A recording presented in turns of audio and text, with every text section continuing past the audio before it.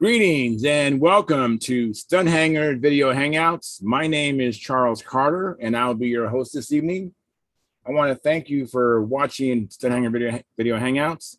If you are watching this as a replay, I want you to know that I host these YouTube live streams every Monday and Friday evening, starting at 6:45 p.m. Pacific Standard Time. So please make a note of this so you can watch or be part of the live stream. Plus, we have an after party following the live stream, which is sometimes better than the live stream portion. You must be a registered Stunthangar Forum member to find the link to be part of the live stream and the following after party. Here at Stunthangar Video Hangouts, we talk about building and flying model airplanes, sport flying, competition flying, and what you've been doing lately. To join our conversation, if you are already a member of Stunthangar Forum, you can find the link if you scroll down to the section called At the Bench. Now, if you're not a member, please register at stunthangar.com/SMF. That's stunthangar.com/S as in smart men flying, SMF. Now, you must place a space between your real first and last name when you register. You must also use a valid email address, or Sparky, the proprietor of Stunthangar, will not approve you. Now, if you are inclined to not come in, just enjoy watching this on YouTube, wonderful, fantastic, please enter your questions or comments in the chat box. I will do my best to make your comments a part of the show. Please understand, though, sometimes I can't get a word in myself, so be patient. I will ask our illustrious panel your question or state your comment. Now, if you find the Stunthangar Video Hangouts or the many building videos that Sparky does on this platform informative and enjoyable, please give us a like, a thumbs up, subscribe, and share the videos and comments. All these things help the analytics. Now, regarding comments, I'm only in, this is not my YouTube channel, by the way, this is Sparky's channel. I'm here on Mondays and Friday nights hosting this hangout. So, but if you was to go to my YouTube channel, which is called Flying Control Line Stunt, that's all the letters are spelled out, Flying Control Line Stunt. And until I make a video for that specifically, use the U.S. Nationals video of me flying at the Nats and comment there, and I will get a notification, and I'll be able to respond to you much quickly if you was to leave a comment here, unless you want to leave a comment for Sparky. Now, regarding Sparky's channel, Sparky also has YouTube memberships, which start at just $4.99 a month, which is less than 17 cents a day. And your support helps offset some of the expenses of running Stunthangar, and also with some of the expenses of doing the live footage at the Nats or other contests. Please support this channel. It really makes a difference. And your memberships also, you will get special badges I'll see in the YouTube chat box, and you get unlimited replay of member-only videos. And once a month, Sparky has a question and answer show for members only. You can also use the super chat, which is located at the bottom of the chat box, to make donations. Unfortunately, you only can make those donations during a live stream. So again, let me repeat myself. I do this every Monday and Friday night, starting at 6:45 p.m. Pacific Standard Time. So please come in during that time. I'm here for several hours. Make a donation and then come back and maybe watch the replay at a more convenient time. All right. So I want to thank you for your past, your present, and future support.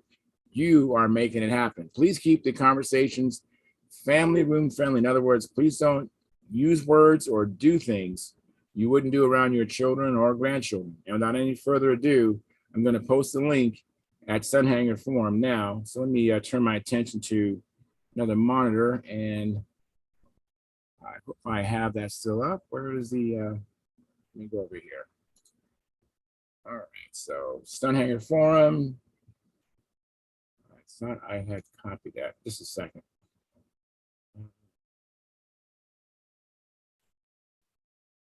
Oh, these little technical things I got to do before I get this thing going. So let me go back and copy and paste the invitation for Stunthangar. Just a second. Okay, let's see here. Let's see here. Patient. All right. Okay, so getting ready to post the link here. There we go. All right, posted. Sorry about that. I usually have that ready, but not every time, obviously. All right, let me go to the YouTube control panel and see what's going on there.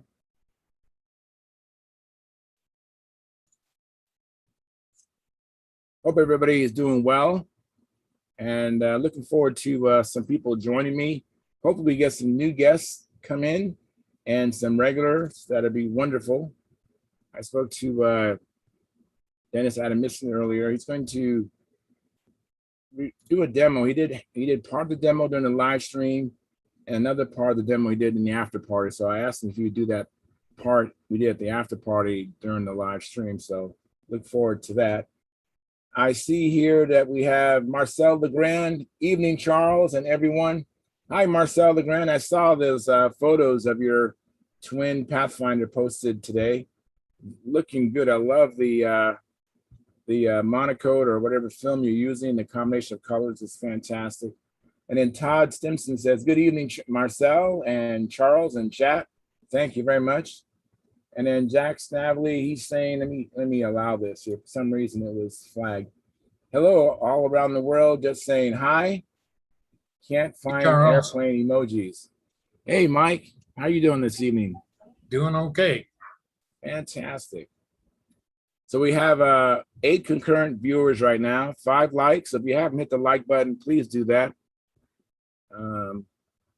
Great, wonderful. I think we're all set up, Mike. So, wow, what you been up to lately? I see you got your hair, you got your ears lowered. Yeah, I got mowed.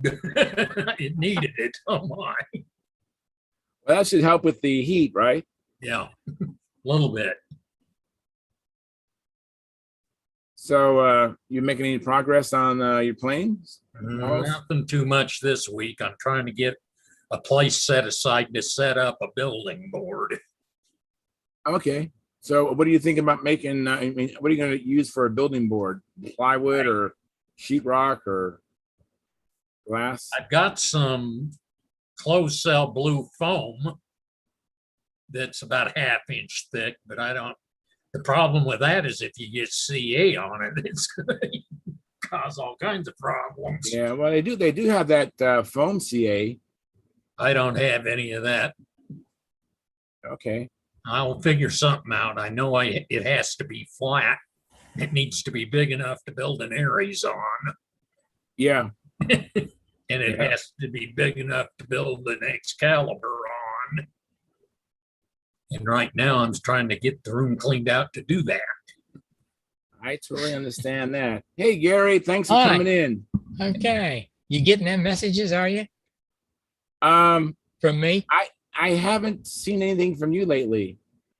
I've been sent about every day, send one. Really? Yeah. Let me check my spam folder. You know, you gotta. Sometimes I don't know how that happens. Maybe you got flagged. Hey, Dennis. Hi, Dan. Because I've been curious about getting something from you. So yeah. So I'm glad to hear you have been. I haven't. Oh yeah. I haven't noticed. And Dennis had a miss on the chat. He said hi, and he's here in person now. Thank you. That's it. Hey, I want to know who's the new guy here. What have you done with Mike? I'm right here. Very good. I guess he likes your haircut. I lost some fur on top of my head. You know, we can't see the top of your head. Can you tilt your camera up a little bit? Wow. Oh, you still got your hair there. But can you tilt the camera up a little bit, Mike? It's much better. I'll see if I can get this chair won't still with the thing raised up still won't quite go low enough. Okay. Or is this a laptop you're using or a regular monitor? It's actually a narrow wide HP desktop all-in-one. So it's got Okay. a wide screen that's narrow. So that's the problem. Oh, okay. Well, you can put something underneath the base of the Yeah, I've monitor. got some tiles and wood stacked under it. All So right. you at least can see. my There we go. face. Just keep shimming And it up. it's gonna have to keep coming up. Yeah. Just keep shimming it. Yeah. So Have you heard from God? I've lost his name. you talking about Phil? Yeah. Phil, I think he was out of town. He should be on okay. tonight because he said last Monday he wouldn't be here last Friday, and he said he would see us, tonight. He said that a week ago. So Okay. Sounds I don't like know. I don't know if he's had any luck or not. So No, his situation is he had allowed someone, trying to help someone out. He let them store some things there for a month, yeah. and then that turned into a lot longer than a month. I don't know how long it's been. I think it's been over a year, I think. Oh geez. So he's having a difficult time getting to things he wants himself. Yeah. So that stuff happens. Hopefully eventually he'll find it if he's Yeah, he still will. asking. I think he said he had one more spot to get to, but he has to, uncover it. From all the stuff that somebody else left in his way. Yeah, at the bottom of that. So he will get Yeah, to it that's because no he's not problem. interested in Yeah. using that motor himself personally. So Yeah. he'd rather have someone use it. And obviously you're going to use it because you really want it. So that's a great home for that motor to go to, or engine. Yeah. So you were saying he's going to be here tonight or no? That's what he said last Monday. He said, I won't be Okay. here Friday, which he wasn't. Yeah. I'll be here next Monday. So Okay. Sounds good. yeah, I hope he does. And hope he had maybe he has some good things to report in addition to that. That would be great. Yeah, that'd be good.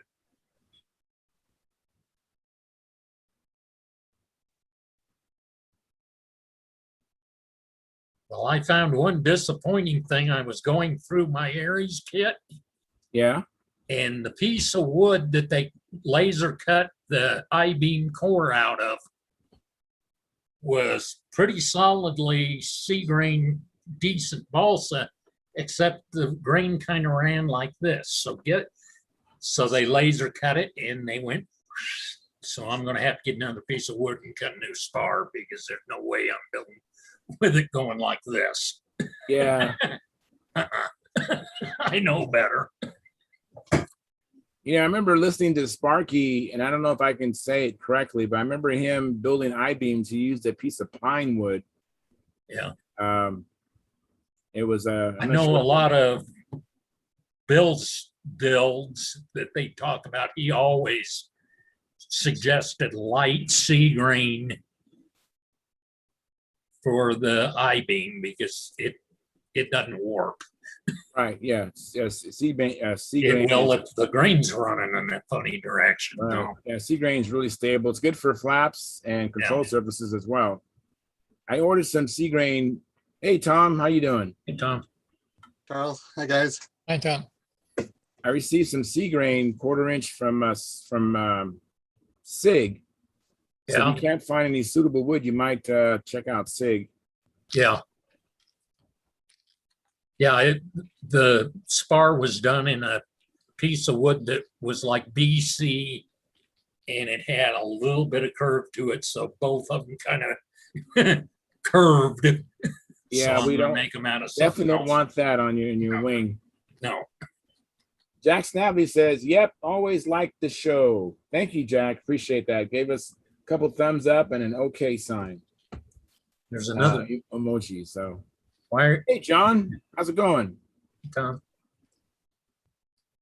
Oh, your mic is muted, John. That's okay. At least you didn't come in with your radio or TV blaring. That's good. Oh, I can do that. Just a minute, let me. There he is. No, I'm doing a lot better tonight than I did last week. Last week was bad. I don't know.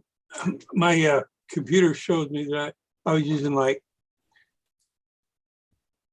half of my power just to stay on going. I had some kind of a virus in there. It took me 5 hours with the antivirus to get that cleared. And then I couldn't shut the computer down. So I had to go to a secondary way of shutting it down and rebooted it. And everything's been okay since. Oh, wow. Wow, I'm Yeah, glad you're much clearer and easier to hear tonight. Well, thank you. I hope so. So Denny, you're multiplying, Denny. I see we have the two Denny's. One of them's rolling around like he's, and he's got his mic muted. Yeah, we have Denny, and then we have Denny 2. Yeah, Denny 1 and Denny 2. Isn't that scary? Two of them in? One of them is my evil twin. That's the way to get a large The, forum going. we talked about doing that little show on my little hanging fixture and all that, and it doesn't come through very. I can't get my computer close enough to get the camera on it, so I was hoping to use my phone camera. Oh, okay. And to do that, I had to set up the phone. Now, what I can't find is the thing that lets me turn the back camera on instead of the front camera. Oh, I always have trouble with that. They're so fun. What kind of phone you using? The iPhone or Android? That's an Android. Okay, well that usually has a camera icon with an arrow going around it, so you can hit that. And It does that on the regular. Let's see, let's try that. No, that's not it. Anyhow, I want to be meandering to myself. Okay, all right, no problem. Thank you, Denny. Hey, John, I don't know if you heard me, but I saw Marcel Legrand's pictures of his twin. Boy, that is looking nice. Did you guys see the? I mean, it might have been on Facebook, but I saw the pictures of his twin Pathfinder. Was it painted? It looks like it was filmed. I don't know whether it's filmed or painted. Look, I've got it. Let me dig it out. Well, let's see. Denny's got something ready to go, so we'll let him go first. Well, let me read this to you, John. Marcel Legrand says, Pathfinder Twin is almost finished. You have to ask John if you want to see where it is at. Smiley face. And yeah, John, you want to show us where he's at? I guess you. Yeah, hold on a minute. I'll get it up and going.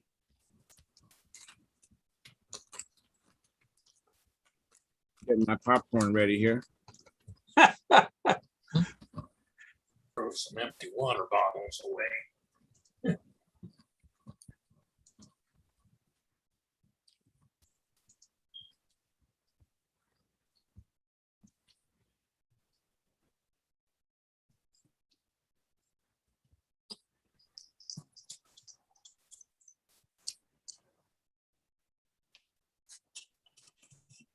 Hey, Howard, we're just in time to see you fly.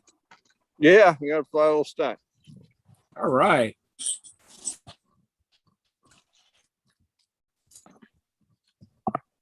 Let's see. Wonder how that is. I'll let you know when you that should be better. Last time we saw the blades of grass, so we don't see any grass. But we're probably high enough to see the Well, we got those trees back there. We can use I that. don't know what that elevation is, right? But we'll try that.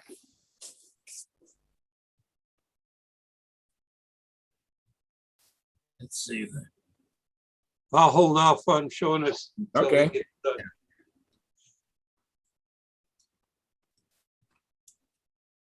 Come on, Howard.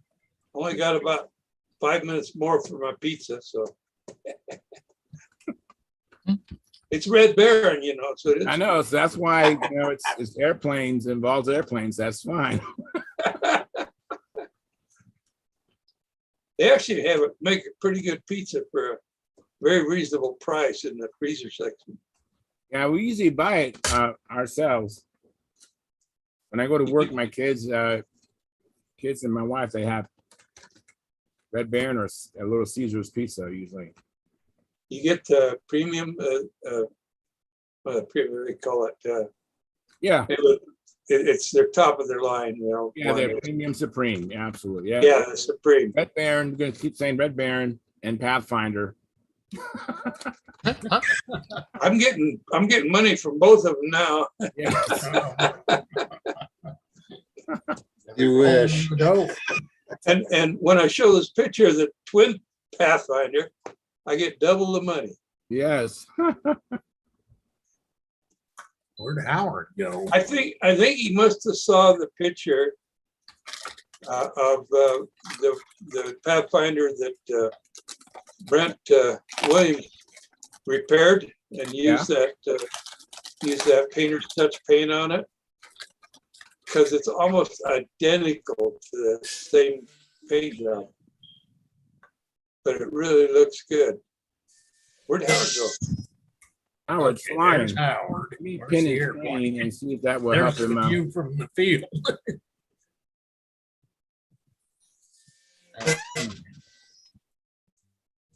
Wow. I think it's a different airplane.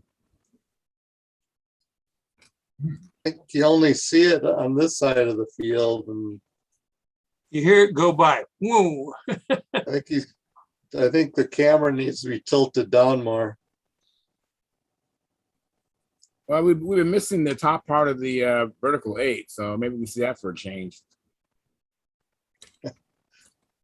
I don't know. I don't know if he's doing the tricks in line with the camera. I have yet to seen anything. I don't hear him anymore either.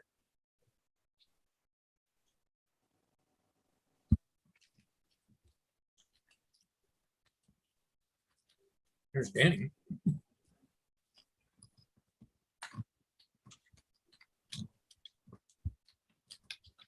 Hey, Mark. Hey, happy to see you, Mark. How you doing?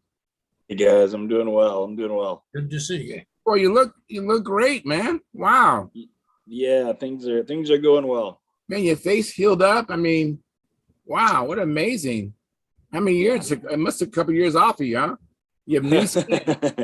It definitely did. Definitely did. Yeah. Wow, that is incredible before and after. Very. Oh yeah. Oh, I Yeah. saw his plane go by. Yeah. There's a loop or Oh, something. there he goes. It looks a little flat on that loop. Maybe those were square loops because he only did 2 of them. Coming up for an outside.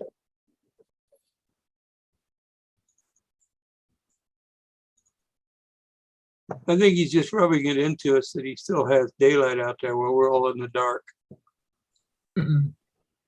It's still daylight out here too. Well, yeah, your hours different time zone. Ooh, I better get busy.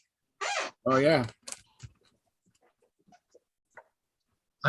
I can get Howard in the little picture above the big picture, but I can't get him any other way. Let me see here. I pinned him. I thought he would show up big the whole time, but whenever we talk, we take precedence. I don't know how to fix that. You select pin from the The gallery. Yeah. upper right, select pin in it. On my screen, I see him full screen. I think it also depends on what view you have selected on your device. Like I have a gallery view selected now and I see everybody and Howard's little, but I can change the view. I was on speaker view and Howard's little. Oh, there we go. Now we saw most of the vertical 8, or we're seeing most of the vertical 8. Yeah, at least I can see him a little bit finally. Can't see the bottoms of the, Oh, Yeah, there we I'm go. on gallery view and I've got 9 little windows open, including Denny too. That's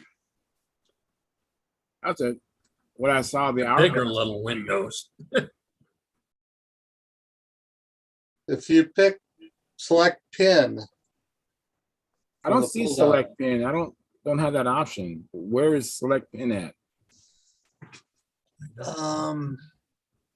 It's not under view. I mean, he's big now on my screen. I just don't know if he's big on YouTube. Hey, Tryan, thanks for coming in. Hey, You select it on his little screen, the three dots at the top right corner of his screen, and then Right. click on pin, and it goes to full screen. Yeah, he's on full screen, and right now it's showing his remove pin, so he's pinned.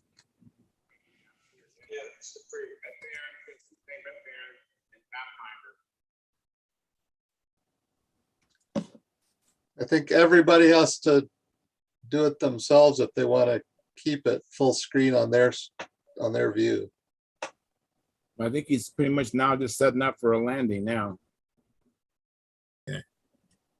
Yeah, on YouTube, he's still in the small window. Oh, that's too bad. Well, once he runs out of electrons, he'll land the plane, right? Right. Well, Somebody that's so electronically savvy seems like they'd find a better camera view, right?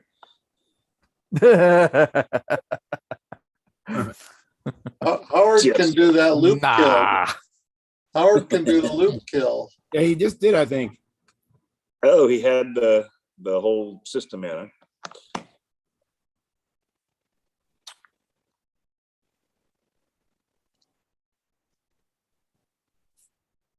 Okay, so how do I get out of this? Well, it used to be so you can click on somebody's screen and it'll be full screen on your computer. Like say if I want to click on Charles, I should see it full screen on mine, but I cannot. And I think that's the 8x8. The Zoom works a little differently. Yeah.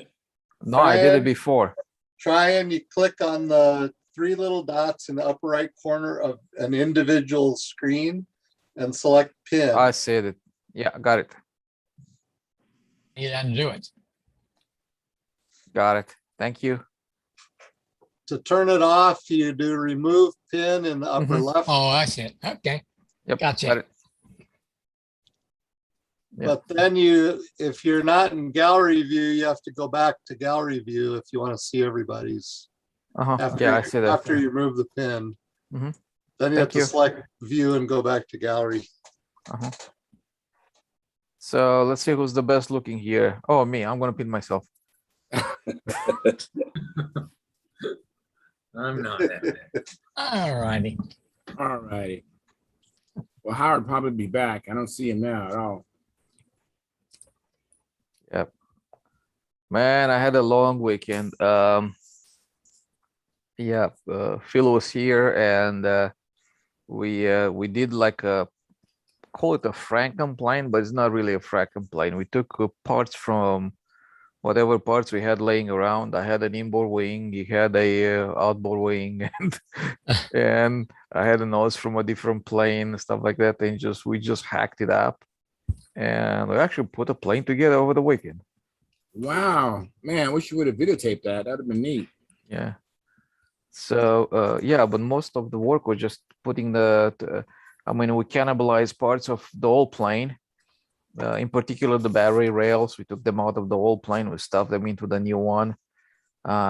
Ooh, We took the wires of the old plane, put it into the new one. He had a brand new motor. The nose, that's actually the original nose from my very first plane, the one that I discarded. But what he did, he because I had some ribs inside the middle rib in a nose, he grinded out somehow and it took them all out. So now we can put new rails in there and the battery can go further forward, like kind of what we want to have. And yeah, I was just, it's surprising to see how resilient that thing is. He took a hard hit and but we fixed the landing gear and Are you gonna Yep. take him out or I can't? Dog So- duty. So we put some patches around the landing gear to reinforce it over there, and that worked out. We glue back in the spars that go inside the fuselage because they were unglued on the inboard side. The outboard is fine, and the trailing edge was completely replaced because that thing was torn apart. And but we got it done. We Very got good. it done. Yeah. Try Now to with- go. Go ahead. With the rails you have for the batteries, Uh-huh. so how do you prevent the battery from moving back and forth? It's enough friction over there to stop it from doing. And since you were nearly flying at constant speed, there's not back and forth force because we're not hitting the brakes or accelerating real hard, do we? So, Our but you, force is up and down, so the battery is pushed down and up in that direction, not forward and back. Yeah. So if I you have a remember little bit of remember- friction, I remember your rail system, and I'm kind of at that point now in the Vector. I'm starting to get back to work on some stuff now, you know. I think we talked once about it, almost like you build like a battery box, so to speak, like rails for it to sit on. Mhm. Maybe I'll get with you this week or something. I can show you some pictures or something. Yeah. Yeah.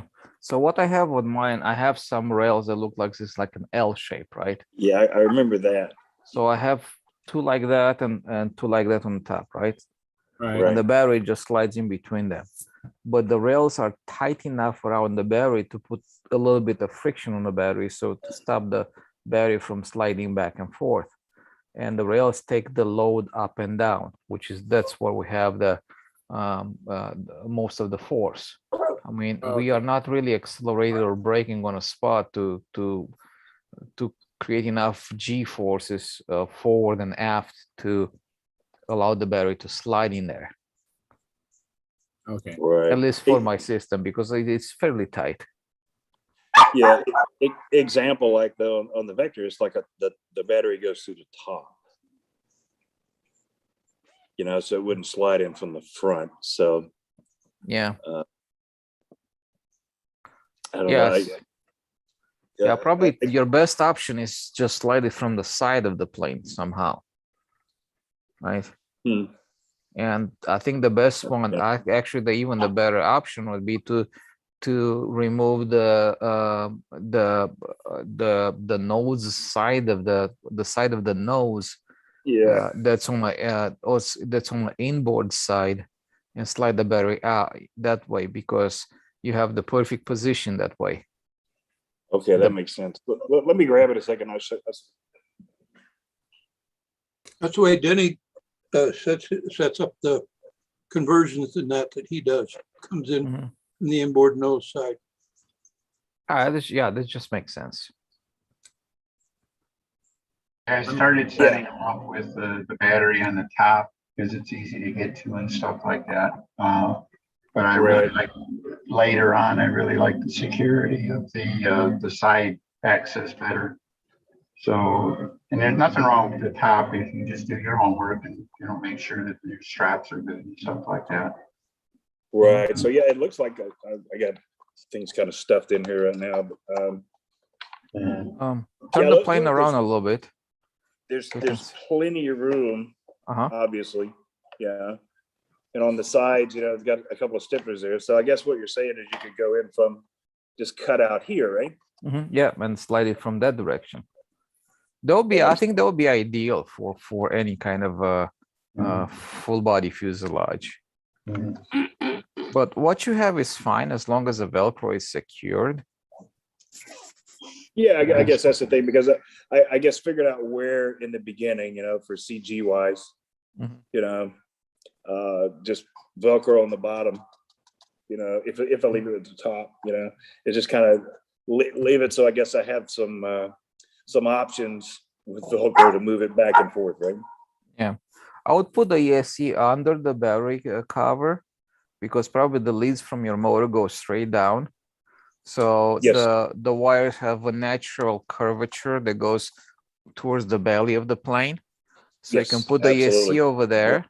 Can't really see it, yeah. And you can pull the wires from underneath the plane in front of the leading edge and make like a U-shaped turn for your battery connection. And also the timer, you can put it, I'm not sure if it's an active timer or it's a this is the KR. the KR time. Okay, so that guy you can put it anywhere, as long as you Yeah. can reach a. But since the nose is so Plug in. tiny, yeah, yeah, and also that's a very tiny nose too. So for the arming switch, I'm not sure what you're gonna use, but Yeah, I've kind of got the set to put together the one like you have. You know, we talked about that before. Yeah, yeah, I think that can probably work. I just gotta, take If some you time. peel around on the outboard side of the fuselage below the battery, you'll find the hole for the arming switch. Oh, right there. Yeah. Okay.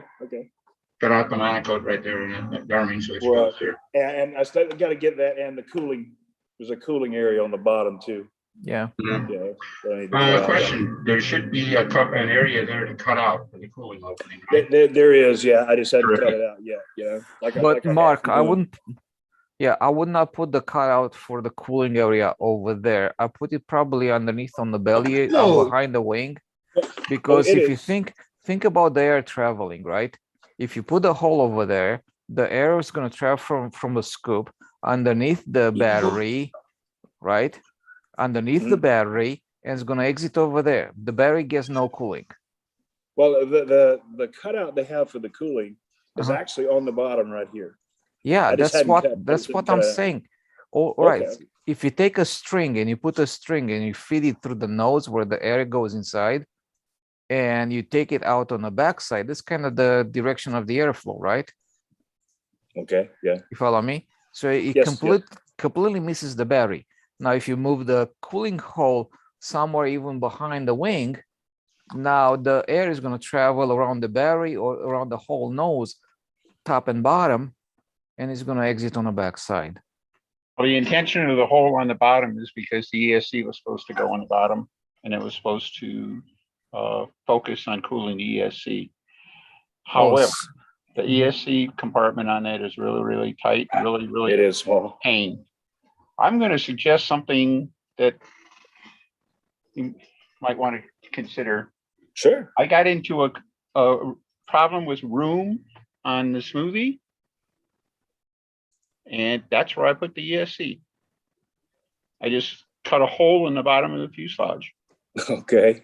And I have it mounted, well, normally it sits flush. I got to put something in to push it out, but basically you can support it to the lower battery tray.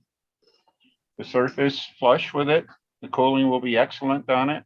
And it will be extremely accessible for servicing and everything like that. You can also ask our new guy here, Steve. He's built 3 or 4 of the vectors, and you could ask him out if he put the ESC in it. Mark, do All you right, have? that's why I got on. I've been watching on the Yeah, that's on YouTube. But to try and point, the neat thing about running the motor wires out the bottom, of course, is, well, it's the natural. And if you put the ESC in the bottom, that's natural, but it's a real pain to get to. If you just cut a hole in the bottom of the fuselage and let the thing be exposed. It's, I would put, can you put the ESC immediately underneath the motor and have the lead outs pretty short? You'd have to cut them. I can show you. I'll go get the airplane. I'll show you how I got it put in there.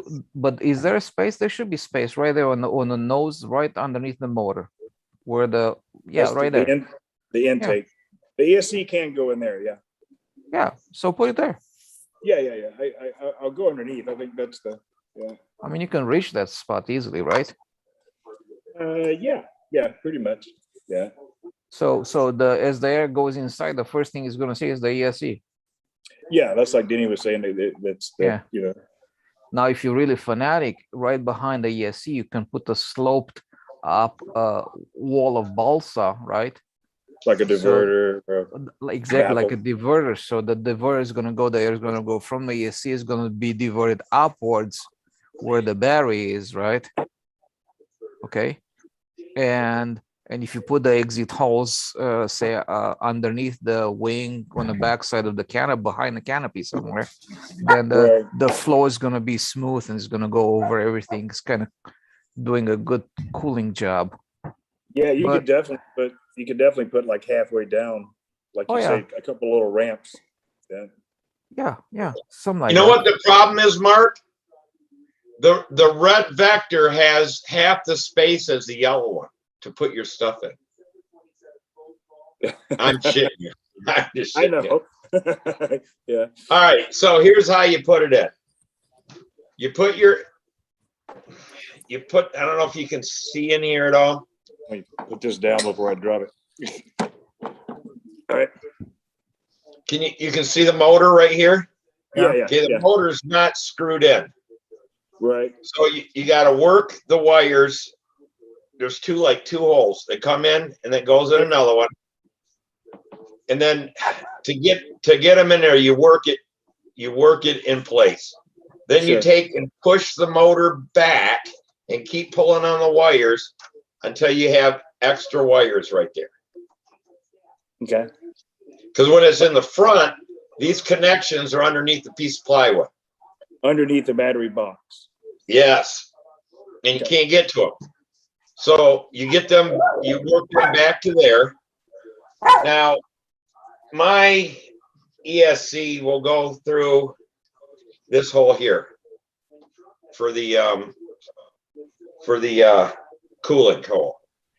One of them won't, and if it doesn't, then you have to work it through the slot in the bottom. Right. The bottom of the battery box. Right. So, but mine will fit right through that hole. I stick it in. I hook up the 3 wires. Now I push my motor back up in place and bolt the motor in. So, but you're still gonna, unless you want to cut wires short, you can do that, but I think it'd make it harder to put in. Then I keep the ESC back by this hole to one side. You can push the wires and they'll lay on the side of the fuselage. Right. Behind the strap, which I'll pull the strap out when I do it. Yeah, I hadn't put any straps in there yet. So yeah. So that'll go back behind the strap. And then it's super easy to get the battery in and out and stuff like that. The timer, you can, if you want, but I'm starting to put mine towards the back here, and I'm not sure how you could do yours to glue it up in the top to hit the button. But you can cut this out and put the timer in the top of that. But if you're not careful, you can tear it out of the top because it comes off. But that is about the only way that I've seen to do it. The other thing is that you have another cooling hole back here. Oh, okay. Didn't even see that one. Okay. Yeah. So you have 2. Got a couple. Yeah. That's why we'd rather put two, 3 cooling holes even behind that one, the rear one that you have, Steve. Yeah. What it is though, back. You have to hog out some wood in here because, and then try to reinforce it. And you got yours on there already, and I learned that on the first one. So your landing gear, all the stuff in there blocks the air from coming out behind. Is it a complete blockage or it's a partial? You may have 1/8 of an inch by the width of the fuselage. So is there a gap in where the block goes under the wing? Yeah, let me see. Yeah, but how the front of it's there? I got 2 holes in it, and then here underneath the wing, there's about a 1/4 inch slot, so you can get some air out there. But doing it that way, I've never had anything overheat or even. Yeah. Steve, that's fine, because if the bottom is blocked, then the air is being forced to go above the wing, right?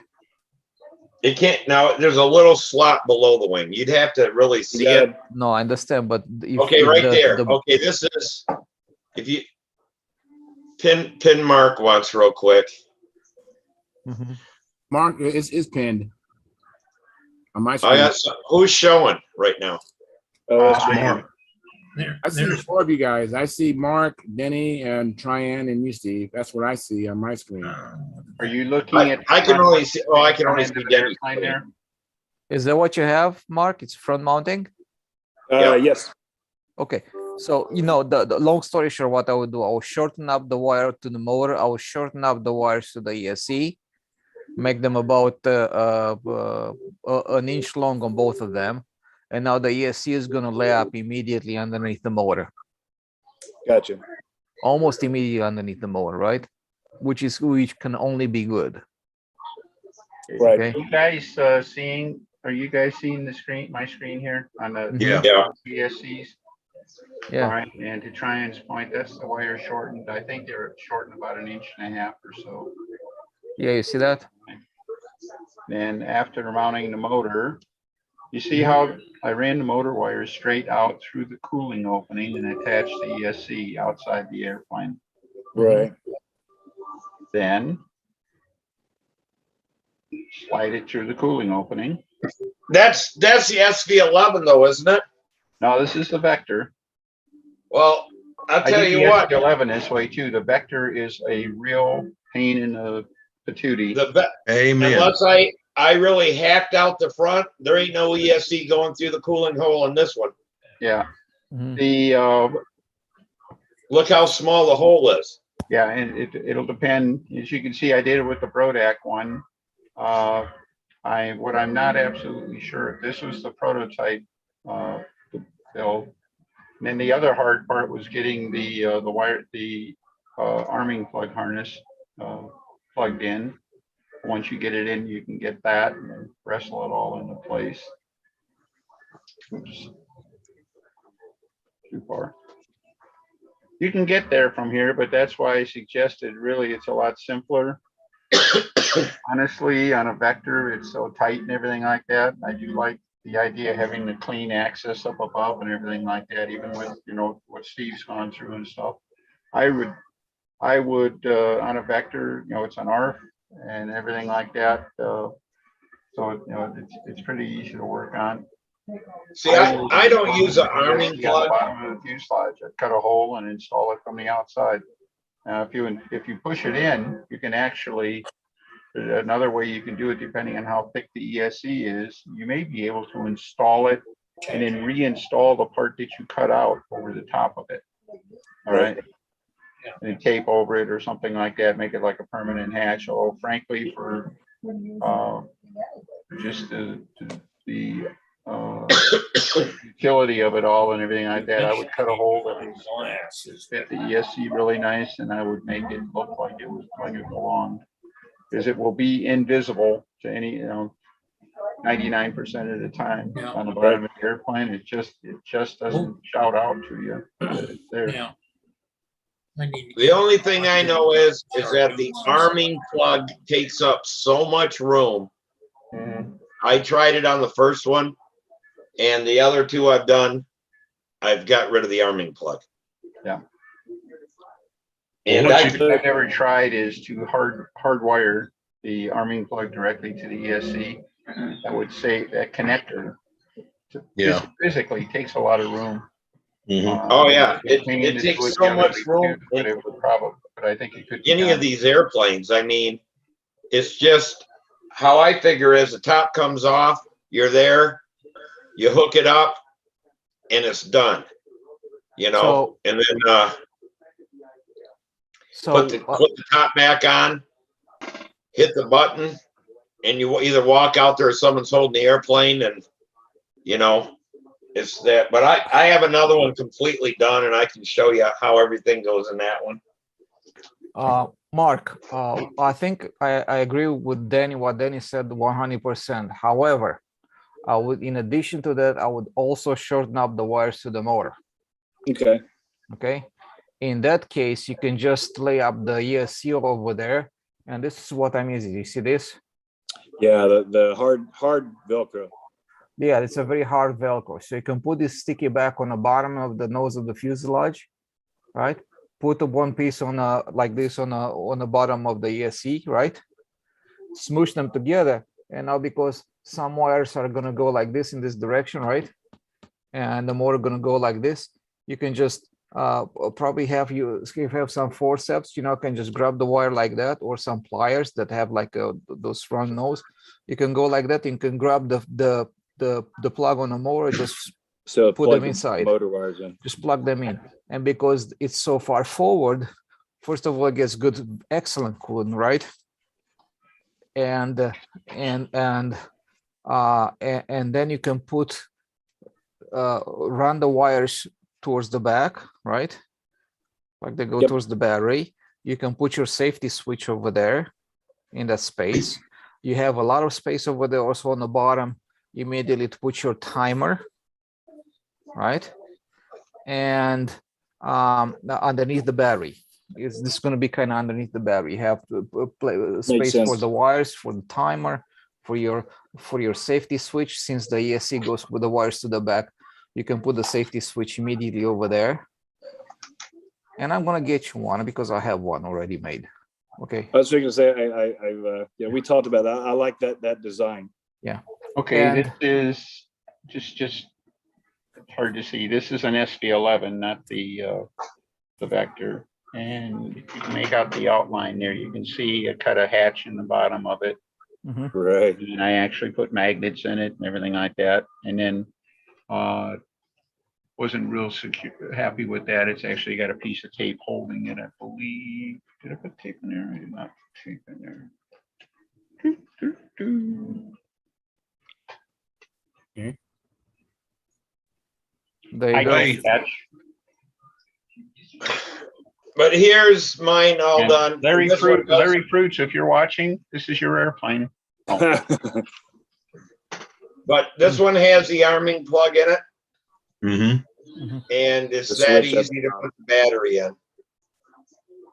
Mhm. And this has a 60 size ESC in it, Mhm. because I was testing Fioretti, and I'd already bought the ESC and stuff, so it's a lot bigger than it needs to be, but I still got it all in there.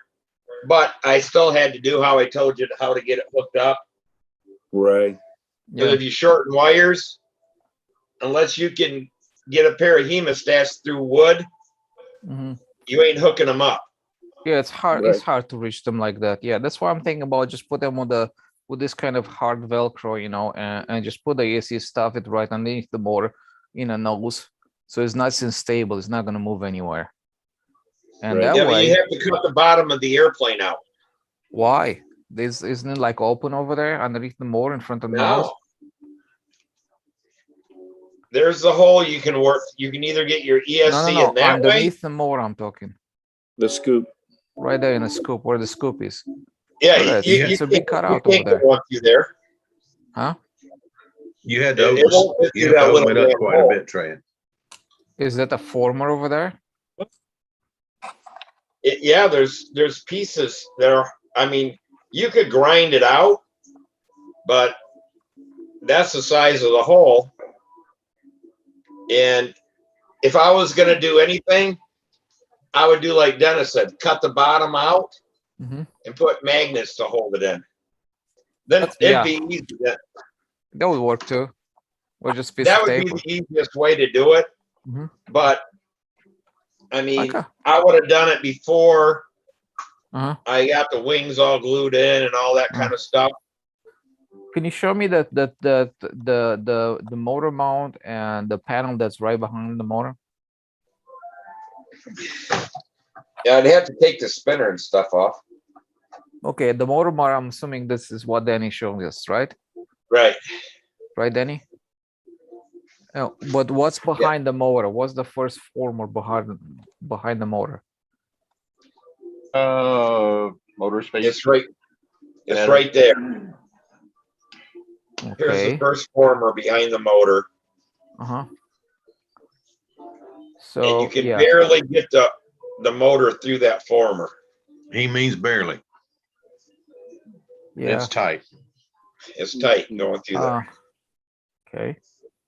So, like I said, it works. Now, this one was a lot easier because I used the black Brodak motor, 40 size Brodak motor. Mhm. It's longer and skinnier, and it goes through that hole. But the Arrowwind, which I have in the other one, which is bigger diameter and shorter, Mhm. it barely fits through that hole. Yeah, this was 35. What was that? The 28 motor on mine. Yeah. Yeah, I put a 28. 2820 in mine. Arrowwinds are actually a 30 rather Yeah, I think than this is a 28. 3542, I believe. So Yeah, the 35 won't work, but a 30, they were 30. Oh, 35, 48, Odd size. 42. 42. I'd go 48 on that one, but oh well. Yeah, I'd go even bigger than that. I like bigger motors. You know, this is just me. The 2820. The Castle 35. Yeah, so it's will gonna fit go well through with the 48 then. It would go real well with 48. Yeah. Well, what I'm saying is it fits through pretty good. Yeah. Oh, in there, and you can use the Velcro there, right? Yeah. Yeah. Oh, yours will slide through that hole? Yeah, the 35 will. Yeah. Yeah, Oh, perfect. okay. I put So a 40 if in you- mine and it wouldn't fit. I had to hog it out on both sides. Well, then if you can reach with with something in there and cut that former down the bottom side, so you have a flat surface on the bottom of the balsa wood, whatever it's over there. I don't know what it is. There's a plywood tank battery platform in there, light ply battery platform. Uh-huh. Yeah. But it's not going to lose uh, any integrity by hacking up that bottom. Oh no, look at that. It's beautiful. It's flat. Yeah. Oh, Yeah. The only thing is you have to remember is when it comes to airflow, that if you have blockages at the front of it, you're going to get less air out the back of it. mhm. Yeah, that makes sense. Yeah. Because you have to draw air through. Mhm. So you want something clean, and then the blockage is just before it goes out. That's No, why I you think put no, I think it's going to be fine, Steve, like that. that's why you put a filter right up at the fan. What? Because you want it to be the closest to where it's pulling everything out. You could put a filter in the supply side of your furnace just as easy. You'll get no airflow. None. You have to suck air. You can't push air because air works like a big spring. You're going to You know? compress it. Okay. Yeah, it compresses and and it stops. You Mhm. gotta have airflow. And I mean that's when Yeah. we worked on General Motors buildings and stuff like that. They're just huge. Mhm. Put the fans at the one end of the building, the openings at this end, and you can draw as much air as you want through there. But if you had that blowing in, that air wouldn't make it hell an eighth of the way through the factory, and it would stop moving. You'd get nothing at the other end of the building. You always suck air. You never push air. It's like trying to push a chain. Why do you drag a chain? Because have you ever tried to push one? And that's the same thing with air. You want to Okay. drag air. You don't want to try to push air because it works just like a chain does. Yeah. So, Okay. Interesting. but yeah, but it will all go in there. What battery you have? This. Yeah, I don't know if that's going to be enough battery. 22. I don't know. You might Well, try. that's what me and Tryon worked out for that motor, for this battery and the 3542 with the 35. Oh, with 3542, it probably will be enough. Yeah. it- Actually, I was right. thinking, I was talking about the 3548, I think was the bigger one. Or Yeah, the it 46. was the big- It was the bigger motor. yeah, the 48. This is what this is kind of what we put together Yes. for the 42. Uh-huh. Yeah, Yeah. but I thought I'm pretty sure I said the 48, 35, 48. Okay, yeah. Well, we got the Alright. 42. I Oops, can order a yeah. 40. Well, I mean, Oops. What motor you have in there, Mark? yeah, the 3542, the Turnigy, A Turnigy? yeah. Oh, okay. I think you're gonna be okay, and here's why. Number one, I built the prototype, the one in the pictures. It turned out 56 ounces. It needed a big motor to balance. They managed to take 8 ounces out of the production airplanes. In fact, the production airplanes are even turning out in like the low to mid 40s. And people who put the 48 motor in it are complaining it's nose heavy, so they went to 42s. The 42 Right. will turn, it'll loaf with a 10-inch prop, which is plenty for a Vector. And some people put 11s on it. Some people even put 12s for some incomprehensible reason, but it really doesn't work. I would put a 10 5.8 APC pusher on it. And then if the thing turns out in the mid to even upper 40s, you should be good on a with the 2200. That was a 4-cell, wasn't it? 4-cell. Yes, yeah, it's a Yes. 4-cell. Yeah, okay. I think you're going to be good. I don't think you're going to have a lot of margin. All right. You're not going to, I think you're going to want to watch your run time and have it shut off, limit yourself to as close after a pattern as possible. Right. That's all. Well, right now I'm just on a Isn't a big beginner deal. pattern. And So. with the KR timer, you can set the flight duration in 5-second intervals. Right. Set it at about 5.5 minutes. That should be plenty of time for the pattern and should get you down safe. So I think you can get there from here. Oh, sure. I mean, like right now, I'm still on the beginner pattern. So, I can set 3.5 minutes or 4 minutes. Probably. Yeah. I agree with Tryon that if you had an issue where you wanted to get more, where you could tolerate a bigger motor, i.e. you needed nose weight or something like that, it would work in your benefit as far as conserving the battery too. Sure. Although it's a pretty good match with the, it's not going to be a huge difference, but it's definitely going to be directional. It'll definitely work in your in your favor. So right. So, see, I if I you did it Mark, different because I used the regular, 40 size motor, whatever, 28, whatever it is. And I put in the 3,500 milliamp battery pack to balance the airplane. Okay. And I don't even use, I think I use like 40% of the 40 or 45% of the battery. Yeah, I'm thinking the 3,500 battery is like a 10-ounce battery, and the 2,200 is probably right around 8, maybe a tick under. The zippies might be a little lighter.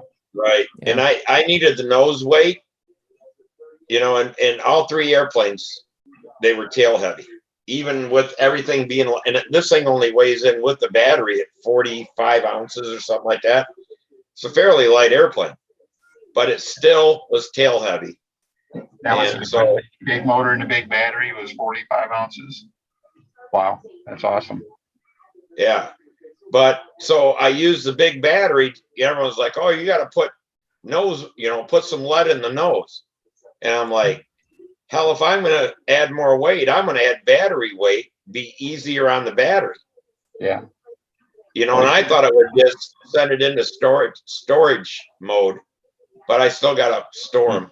Plus, we put on more flight time, after I think we're flying 5 minutes, 45 seconds, and that still isn't enough to get it at the battery at storage mode.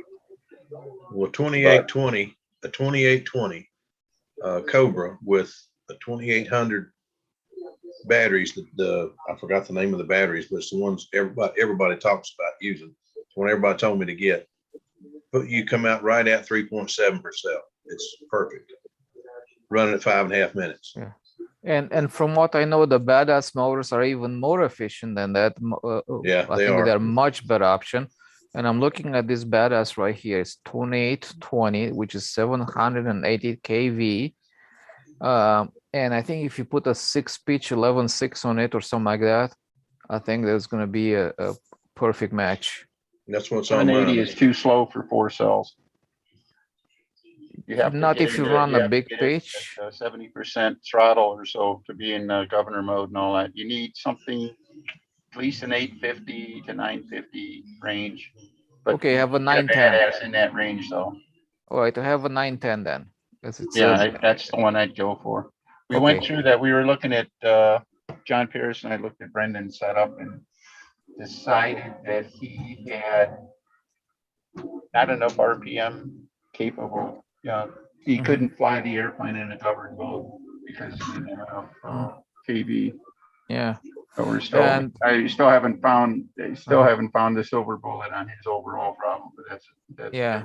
a different question.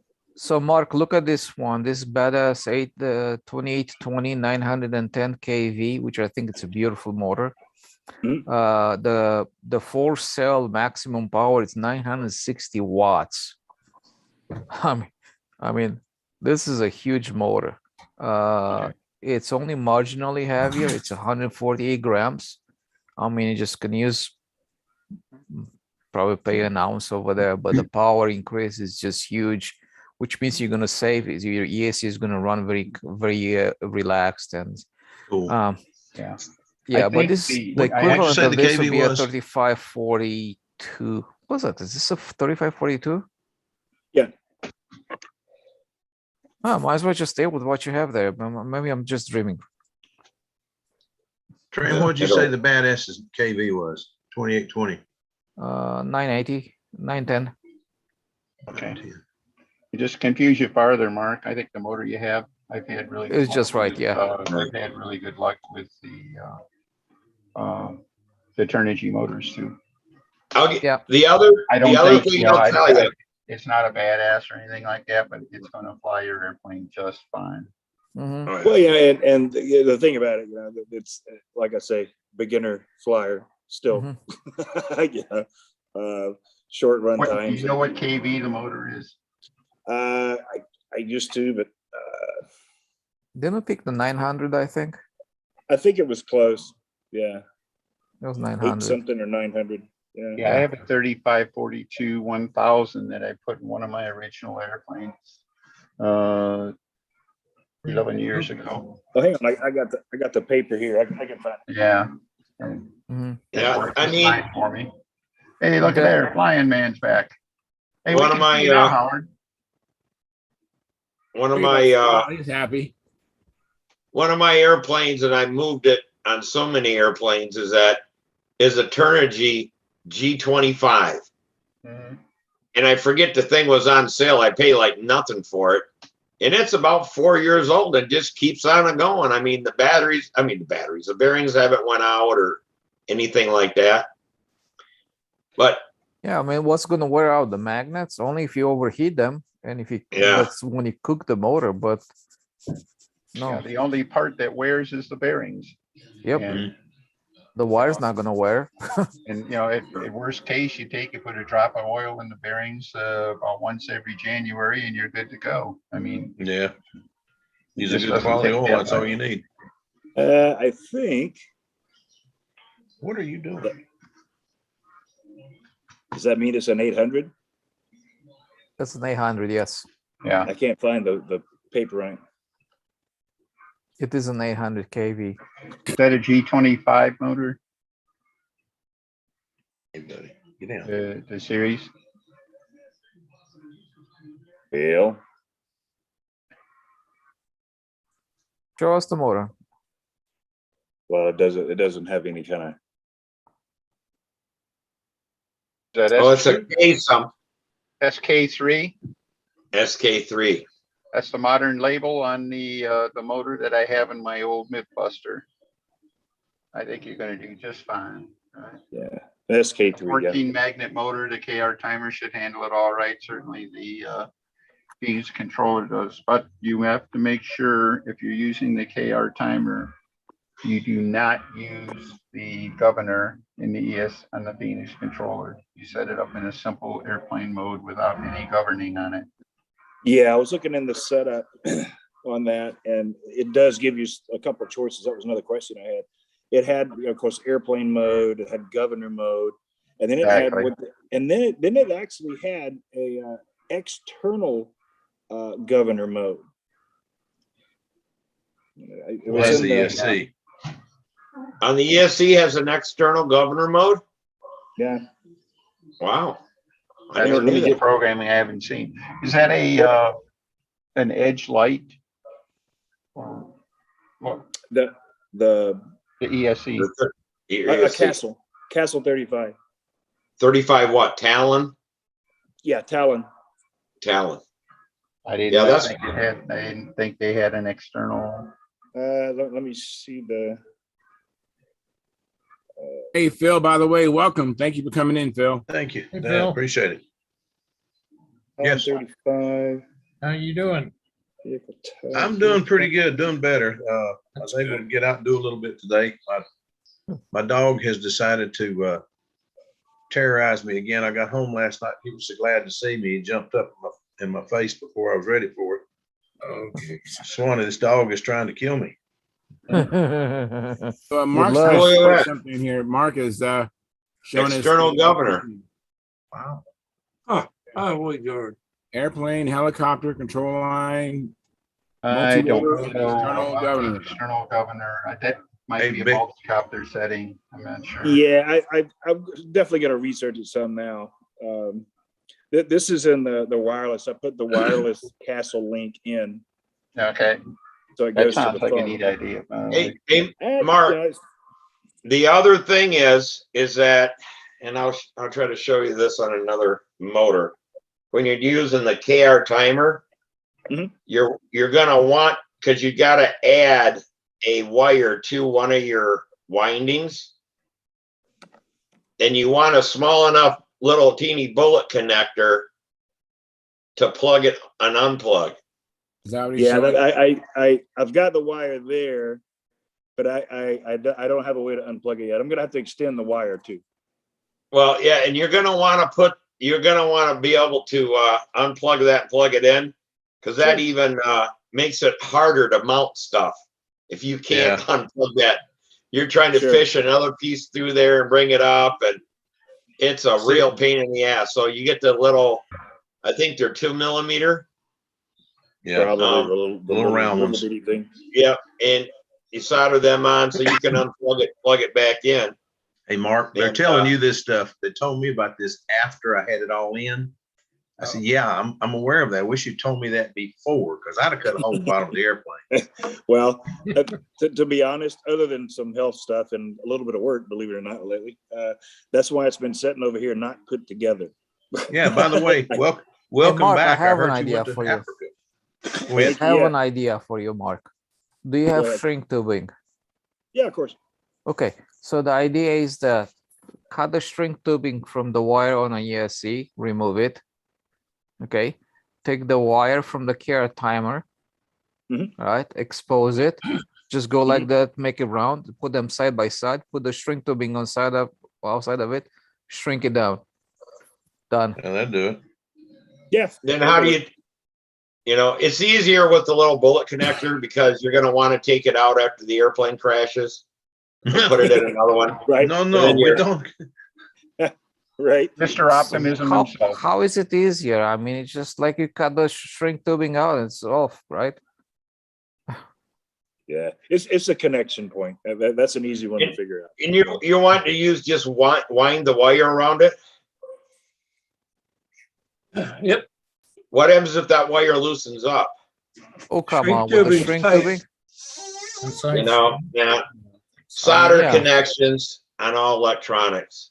I mean, otherwise your computer, that'd be the easy way to do it in the computer. You Well, pull it back, your computer off, and alright. you'd have little wires wound all over shit.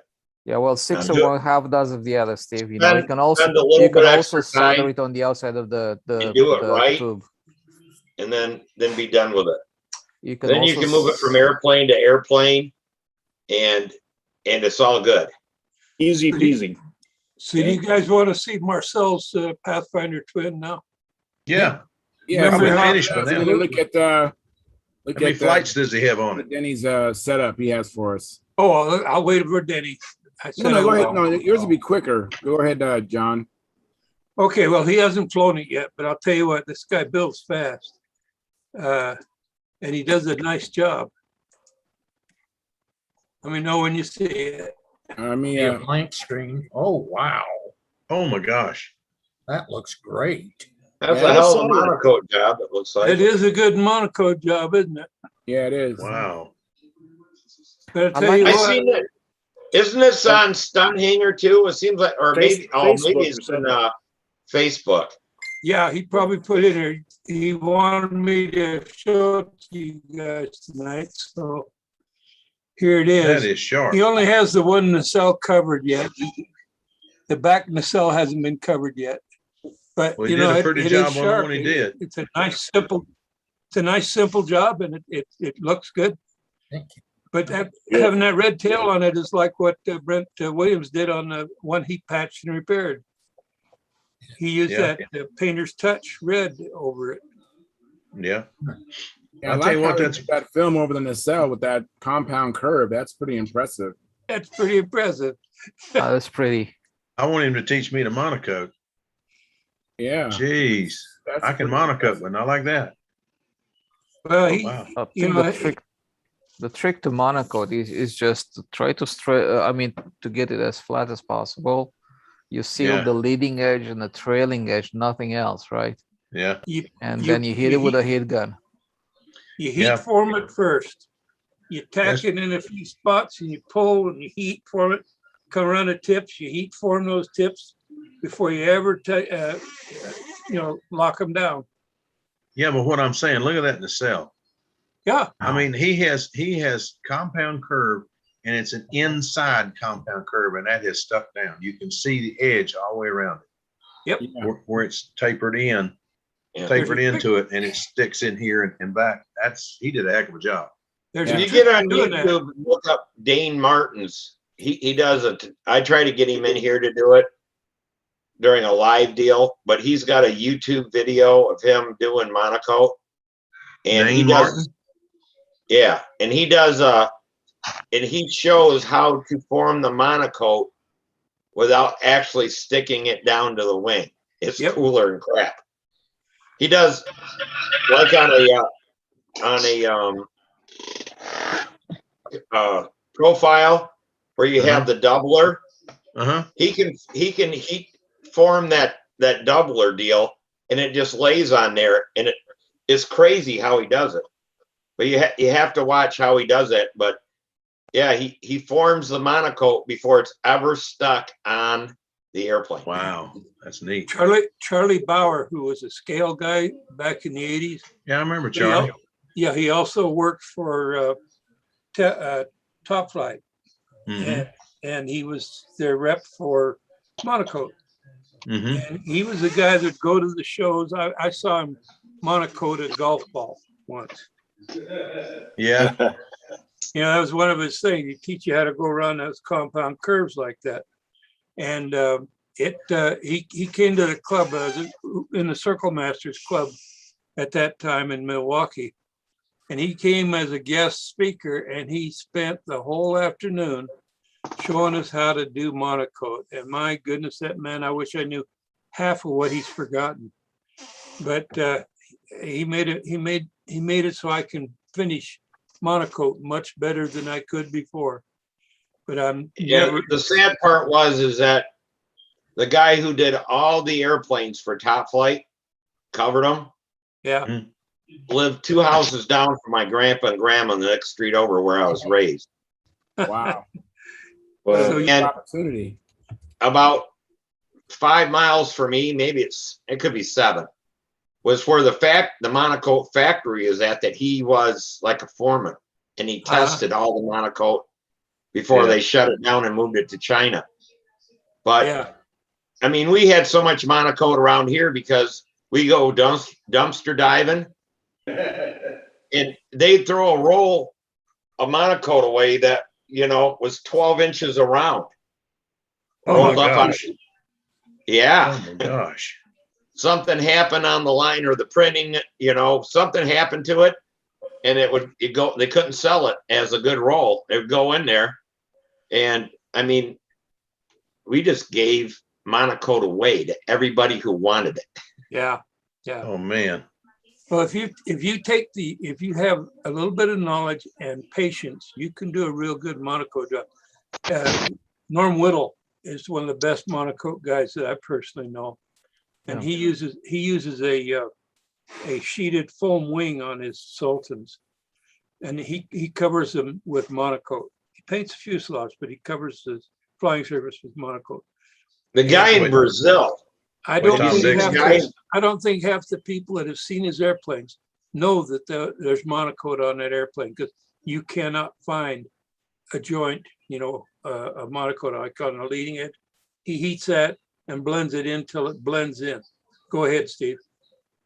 Have you guys seen on Facebook? There's a lot of it on Facebook and stuff. This guy posts. He's from Brazil. Rogerio? I don't know who he does the best monocoat jobs, and then he paints on it. I'm like, oh my God, I can't believe how good it is. Yeah, it looks beautiful. His work looks beautiful. It's crazy. I even sent him a personal message, and I said that you do a wonderful job. Yeah. I have wish to give him credit. I wish that the woodwork on that Pathfinder is amazing. He would get up here and do some of it. Yeah, that's good. Wouldn't you monocoat this first? Wouldn't you monocoat that plane first and then make some cutouts on the balsa wood wherever the nacelles are gonna go, and then just glue the nacelle in place? I bet you that's how he does it. The way I would do it, I know that. The way I do it, I like your friends, John. the way I do it would be to use about 1/4 of an inch wide strip, go around this curve right here where it makes the curve. Go around there, leave a little bit onto the side of the nacelle and a little bit onto that curve side. And then you put your piece on, bring it down until it, okay. Bring it down until you got it covered, and then you really heat and iron that down. You won't see the joint there. You do the same thing when you bring your monocoat up onto it. You always do things like this on a fuselage nacelle. Start at the bottom, work up, start at the back and work forward. That way all of your seams are all not open to the air if they get loose or anything. Right. Yeah, I've always done wings like that, especially on sailplanes. Start at the back, work forward. So the nose goes on first. The guy used to argue with me about that. He put his plane in a dive and speed run, and the wing unmonocoated itself. So then it's going to get you through it. Sounds like good. But I like to know how they do the multicolor on a open bay. I mean, like look at John's biplane bay. Here, I'll bring one. They use a woodpecker. No, I don't. No? No, on open bays. I mean, that's good. I can take and put different colors like on the tail on solid wood. But on open bays, how in the hell you get that thing to stick together without wrinkling? We can get them. Peter said that he would actually put together first the colors, then he would put on the wing. Yeah. Remember Peter That's had the way I learned to do it. That he had different colors on. Do it on a sheet of glass. Yeah, he did all the colors on a sheet of glass. Then he laid that on like the wing. this, Steve. Yeah. Taking too many of that, and I don't want to keep taking. That's beautiful, John. Yeah, when it goes over the open bay part is the hard part. Only thing I could think of is what I was going to do was a piece of glass, put it on a piece of glass, but hook the monocoat together with that trim, the monocoat trim seal. No. Glue it like that, then put it on there, then heat everything at one time. Now what you do, John, you I write heard on a a piece of rumor. glass. I heard a rumor you're going to rename that airplane the Pathfinder biplane. Yeah.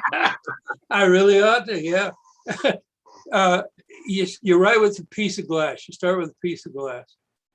But then what I did I used the computer and I laid out all my patterns, but I made them so that the patterns were an 1/8 of an inch, no, 1/4 of an inch bigger, because I was going to cover layers, set it down layers. And then you use your trim iron with a flat blade, and you seal them together with that trim iron. That way you know you got it sealed together. And then you get all your colors laid on in a panel, and then you, like I had to do 8 panels for these wings. You get it all together, then you bring it over, you set it on the wing, and you put it on like there's a sheet of monocoat. You gotta be a little careful. You don't want, when you're using a heat gun, you don't want to use too much heat where your joints are, because they will come undone if you lay the heat on or leave them. But that's how you do it. And You don't use that liquid? Real quick, we put our little deal on the receiver. I mean, on the ESC. Oh, we don't hook it to the motor, because if you want to change out motors and stuff, then and try different things, it seems to be better on the ESC. Mine's on the ESC. And we started doing it that way. What airplane's that, Steve? Denny, what did you bring That's out a there, Denny? that's a Super Spider. Okay, cute little airplane. Denny, what did you bring out there? Oh, you're talking about monocode projects. This is impossible. Oh gosh. This is the Valkyrie. This is the 37 or 38 Carl Goldberg design, 10-foot wingspan. Wow. And has a mix of solid and built up ribs, has 20 wing spars in it. Whoa. And is it under camber? And it's Yes. under cambered. Oh Yes. my God, it looked like it was under camber. That Son is of a bitch. beautiful. That the I have Valkyrie? I Oh have my a much goodness. smaller. I have a much smaller sailplane, the Eclipse. This predecessor to this a little over 2 meter predecessor to the Grand Spree. It's the Spree, not the Eclipse. It's Spree. It's under cambered, and that thing was the biggest pain in the backside to do the underside of that wing.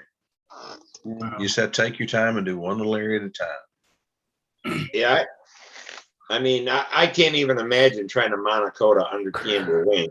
It's fun. It's fun. You better be patient. I'll tell you that. Doesn't sound fun to me. That's the key word with monocoat. So what were you going to show, Denny? And what moving seems to bother it. All right. Waiting for Charles. Yeah, Danny, 1 second and we'll get to that. Let me just catch up on the chat box. Greg Nielsen says, evening all, wanted to say my stepfather is being entered into the AMA Hall of Fame. Too bad he missed it by 6 months. Wow, well, congratulations. That is too bad, Greg.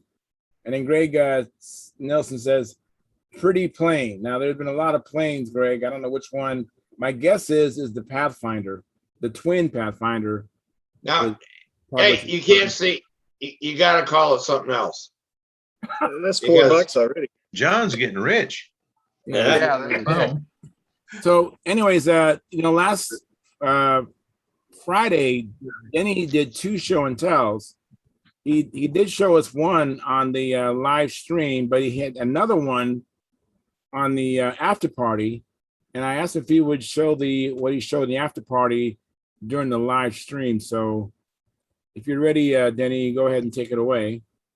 All right. This is kind of experimental here. I'm trying to do this with my camera, so hopefully it works. And great sound. All right. Turn that right off. What I was Holy trying to moly. show off Friday, they didn't make the live stream that made the after party. This is a rig that I have set up for checking the angle that the airplane's hanging at and things like that. But I can also use it to check the CG. As you can see, there's a string hanging from the same point as the lead outs. And so that string basically tells, that's straight up and down. And of course, you can see the airplane is hanging at an angle relative to the wall there. All right, that string is coming at the lead outs here. But by the time it's out here, hanging in front of the wing, about that much. That's about right. And all it is, real high-tech setup. Perfect. Yeah, looks like it works. I've got a hook hanging both lead outs. And I have the string. You see the string here? Yeah. It's just a piece of carpet thread, basically. And I have it offset along the hook because then it doesn't interfere with the airplane when it hangs down. Oh, All right. you should start manufacturing them, Dennis. Oh, Lord. Oh, that's a neat hook. I think I can. Yeah, that's pretty cool. I like that. That's a neat idea. Yeah, it's imperative that you use a chrome plated hook. If you use one that's just No. nickel plate or something like that, you might not get the right result. Okay. So then how do you, okay, so then you can measure to figure out what angle that nose out is? You know what I'm trying to say, Dennis? Of course. Little shakes there and stuff like that just to get it. But basically, I need 2 more hands. I'll be out of control here. I went out and bought me at Harbor Freight for like less than $1 each, about 4 of those little not torpedo levels, but they're like string levels, you know. A plumb bob. Yeah, no, it's not a plumb bob. It's just a little level. Yeah, I see. No, there's string levels. Yeah. Yeah, and I use those like doing really, if I want to know what the angle was, I could set that little level on the flat part of the nose, you know, and I could get an idea what the, you know, how far the bubble moved. It's actually a bricklayer's level. It goes on a string. That's it. Yeah. I like that he has it right next to a wall, so he can see the. He can measure from the wall to the.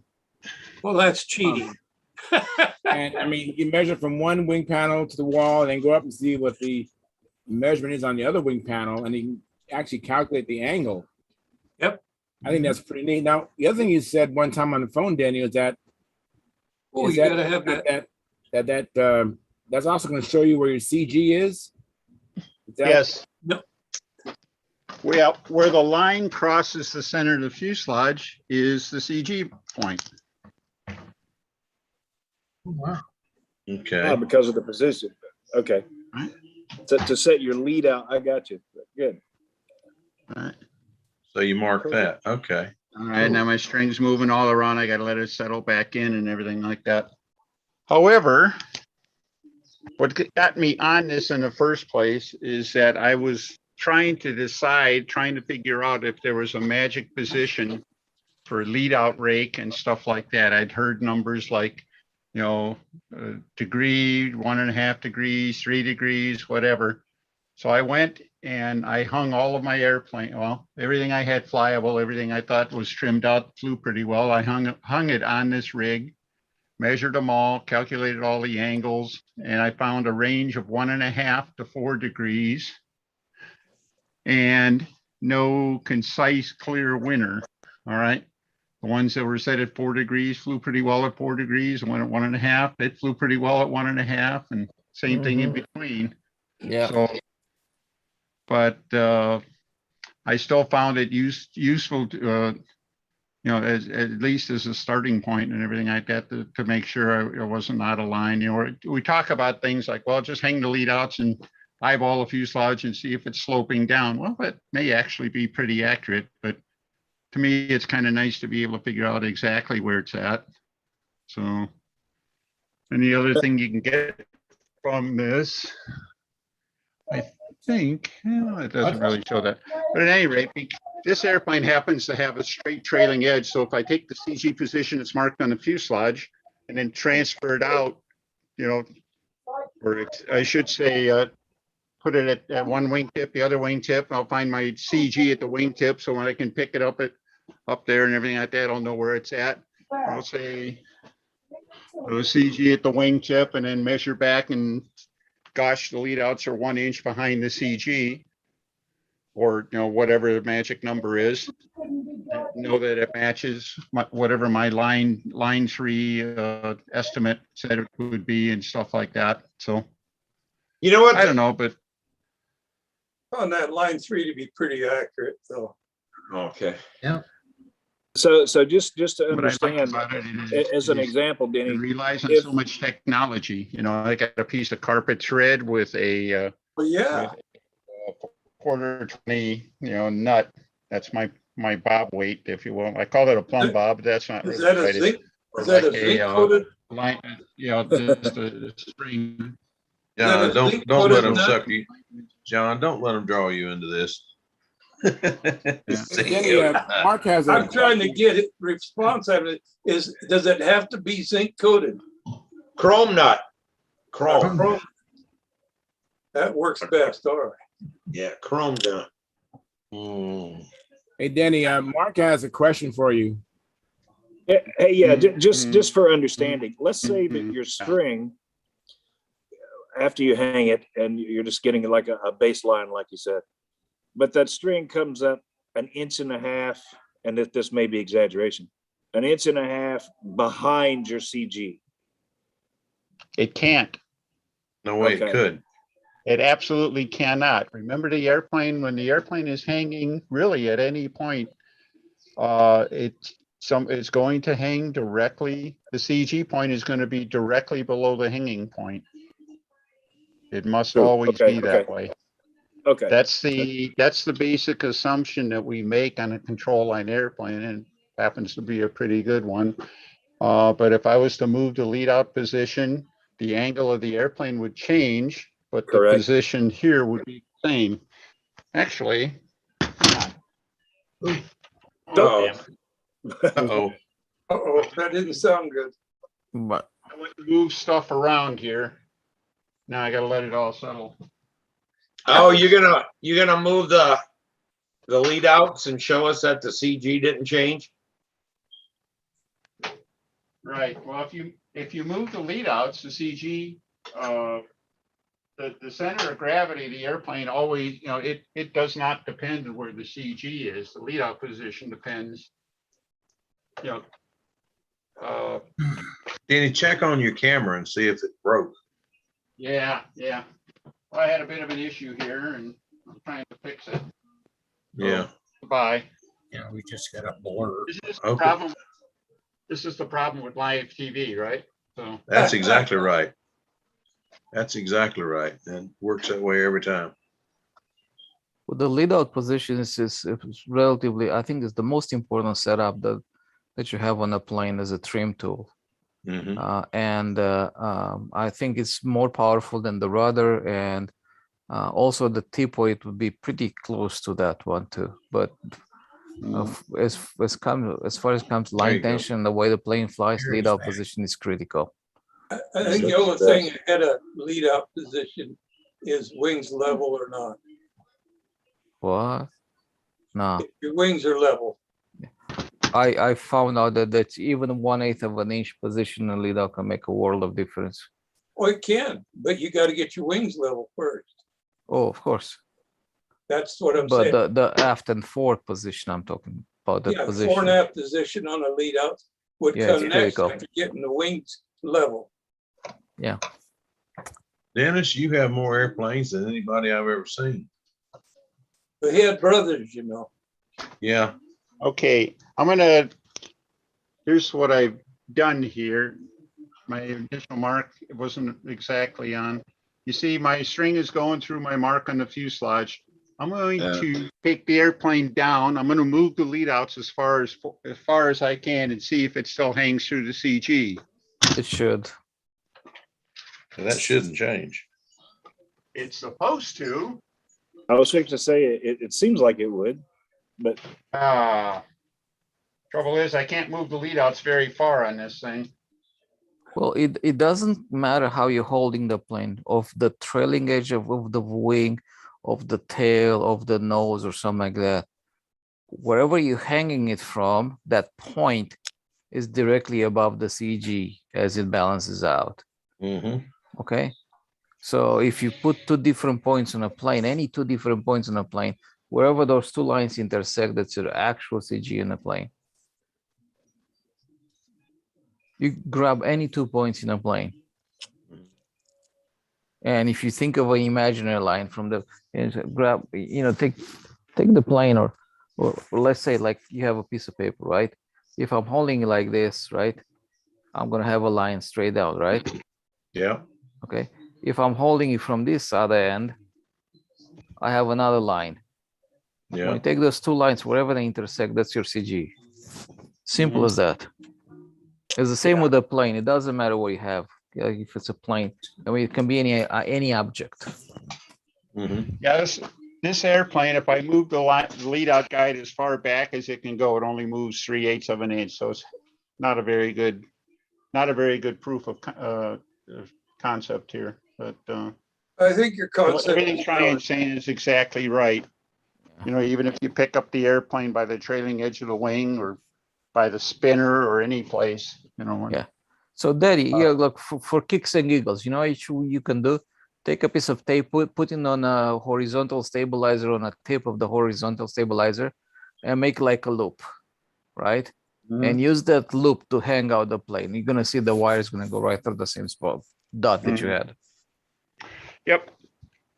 Long story short, yeah. Well, that's what it will do, but I shall return control back to, oops, there I am, back to you. So basically, wherever you hang the airplane, the center of gravity has to be directly below that hanging point. Yeah. So, absolutely. In fact, if you're really cute about it, I think it was Clancy Arnold put an article in Control Line World once. He actually built a little trapeze arrangement using different strings and ropes and everything like that. Yes, I've seen that. He did have a direct plumb bob that he used to basically lower to the center of the airplane. He found the three-dimensional CG of the airplane. So he accounted for things like wingtip weight and everything like that. It was all accounted for. And then also if there was a vertical CG issue, all right, he was able to account for that. I did on that rig, because the way the airplane hangs and stuff like that, you can actually turn the airplane a little bit, measure to the wall. You can actually get a measurement of the vertical CG, although it's a really fine measurement and stuff, but at least in theory, you should be able to find if you have a vertical CG problem also. Low wing airplane, upright motor airplane, something like that, you should be able to find a vertical CG problem and address it.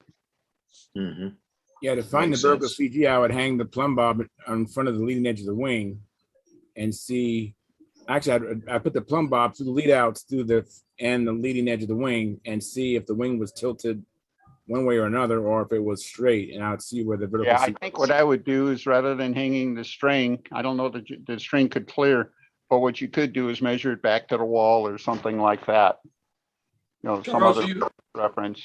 Charles, you had some experience with vertical CG caused by an upright engineer recently. Yeah, the chipmunk. Yeah, because it wasn't when the guy put the engine in, he didn't lower the engine bearers. He just used them to stock, so the engine was up pretty high, and so it caused a vertical CG error. I had to put a lot of weight on the landing gear to get it to bounce out right. Yeah, but thank you, Denny. That was great. It was great. That was good, It was Dennis. great the second time too. Yeah, I don't know. Jeff Riley is in the chat box, and Jeff Riley says, "Do you adjust the lead outs to match the CG or match the CG to the lead outs?" Neither. Now the CG is where it is. All right, I adjust the CG to make the airplane fly correctly, and I adjust the lead out position where it needs to be when the airplane's otherwise flying correctly. In other words, lead outs to the CG, you can't adjust the CG to the lead outs. Yeah. Rule of thumb. Yeah, they're independent. They're completely independent. CG controls the pitch and the tracking. Yeah, the CG position defines how the airplane is flying. the lead out position is dependent to some point on where the CG is, because you don't want the lead outs too far forward or too far back, because you get either not enough angle, angle or too much angle of hanging. You can actually make the build it so the airplane turn, so the fuselage is turning in if your lead outs were way forward, and that's probably not a happy place. So Yeah. So as a general position for the lead outs, what happens if the lead outs are too far back? What you're gonna notice is that you're gonna have good line tension in level flight, and it's gonna diminish very rapidly as you go, even in a loop, right? If you do a loop, at the top of the loop is gonna be kind of loose, and the bottom is gonna be super tight, right? As the lead outs start to progress forward, you're going to find out that you're going to gain some line tension on the top. You might lose some on the bottom, but you get to a certain point in the lead out position where you can pretty much put the plane anywhere you want to put it, and it's going to stay there on the lines. And I would just start with the aft position and slowly work your way forward until you're super happy with it. It's just short flights, If you use the calculator that's on, I believe it's still in the Stunthangar, you get download the Flying Street calculator, and you feed in all the information about your airplane and how fast you're flying and things like that, and it will give you a very good workable position for where the lead outs can start. And then again, I always let the airplane tell me what it really wants. So, John? Yeah, that's the ultimate test. Yeah. According to Ted Fancher, in one of his musings, in a 5-page post, he made mention of how to get your initial setup for your CG position and your lead out position. And it was basically you find your mean aerodynamic chord, and you run that through your center of your fuselage from wingtip to wingtip, so you know where the CG is at the wingtip. And then you take a thumb's width behind that point, make a mark there, move your center of your lead outs to that point, using our close space lead outs. Move it to that point, and then take it out and fly it. You said you'll be close, and you will be. I've done it. It's very close. And then it's just a little fine tuning after that. Can you imagine though if you use Andre the Giant's thumb? That'd be Andre the Giant. Andre the Giant would have a bigger airplane anyway. Oh boy!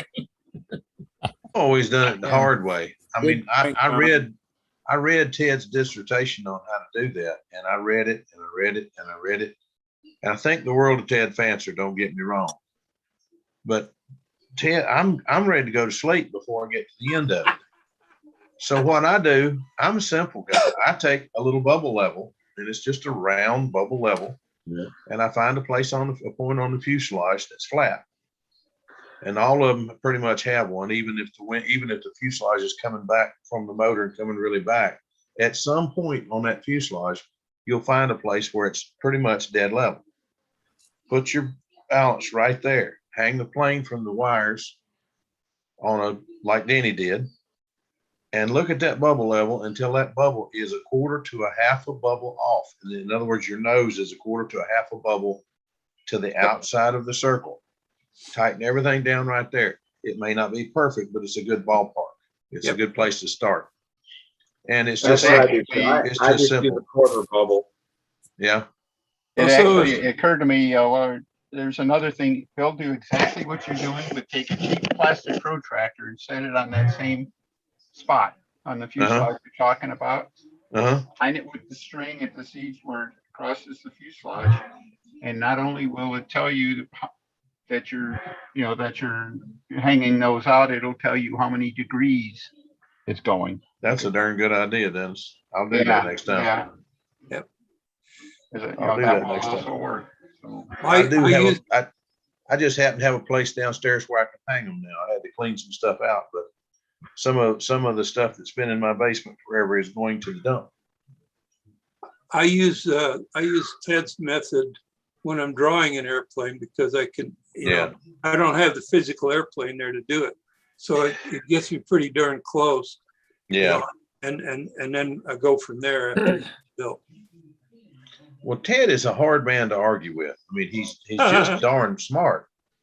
Well, he is. But he is so bloody wordy if you are trying to read it. And I understand what he's trying to do. He's trying to help us because he's trying to explain it so many different ways that everybody can understand it.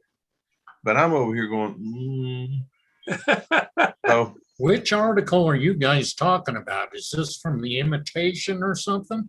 No, he had a column on Stunt News that he ran for many years. And in one of those is where he laid it out, but he also probably laid it out in one of the Flying Models articles that he used to write. Ted is a very good writer. He's a very knowledgeable individual, and he is, you can't beat it. I've tried, and you're not going to dispute what Ted writes. He's right, but I'm telling you, sometimes you just got to wonder, why does it take 100 words to say no? So because people are stubborn and don't want to listen unless you give them a very, very good argument. That's exactly what he's doing. He's explaining where anybody can understand. That's why I call it a 5-page article, you know. Okay, Well, this is the easiest way, and anybody can do this, right? To set up lead outs, right? Start with them about an inch behind the CG. Go in one direction. Yeah. Pick any direction, okay? Yeah. If it's getting better, you go in the right direction. If it's getting worse, you go in the wrong direction. Yeah. End of story. It's as simple as that. Well, yeah. And it's probably going to get better and better and better, and you're going to fall off of it, and you're going to probably start to get worse, and then you turn back. Yeah.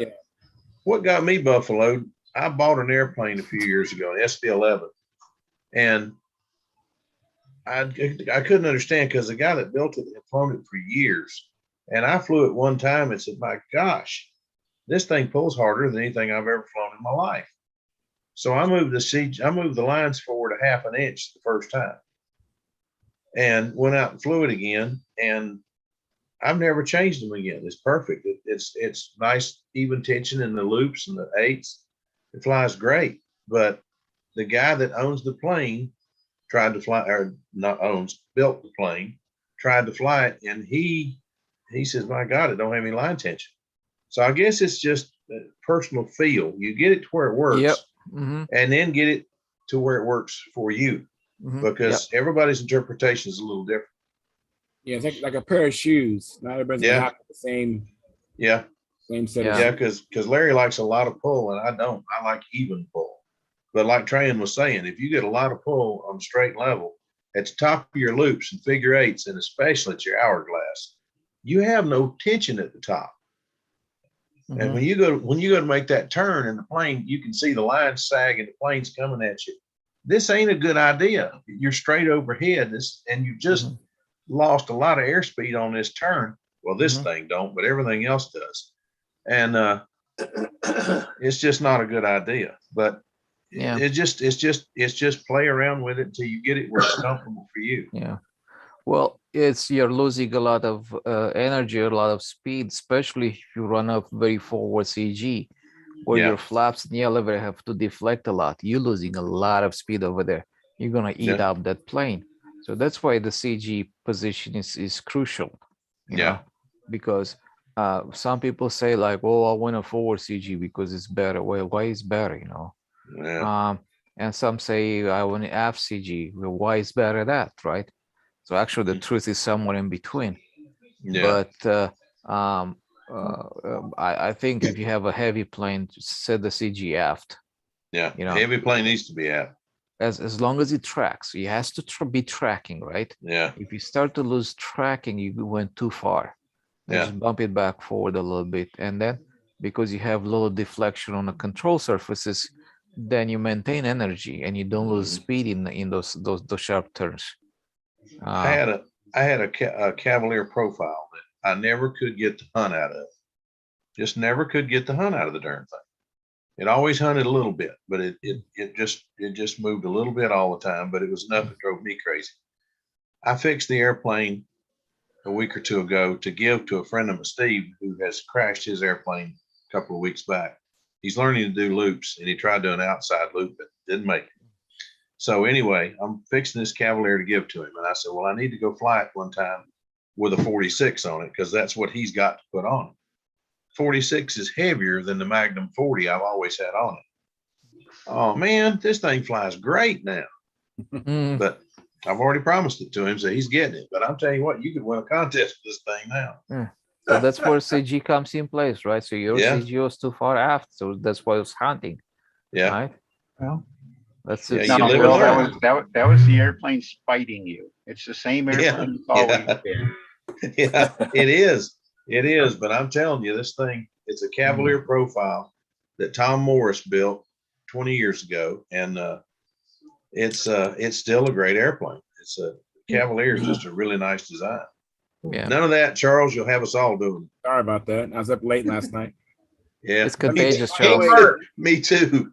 It's Let me more interrupt for a contagious than the second. COVID, man. Oh Jeff man. Riley, wants to say thanks, Denny. I think regarding your explanation about the CG and lead outs, Jeff Riley is saying thank you. Just pretty sharp. Just pretty sharp. He's a wild man. He needs to get on here more often, but he's pretty sharp. And by the way, you got home from all the way across the world in 2 days? Wow. Yeah. Wow. He wasn't walking. That's No. right.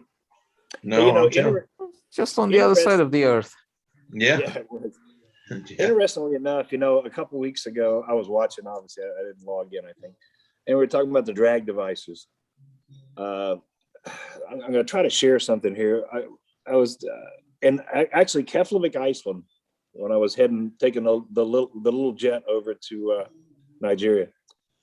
And I had read in the logbooks where they had made a change to the ailerons, and that they had removed the vortex generators from in front of the wings.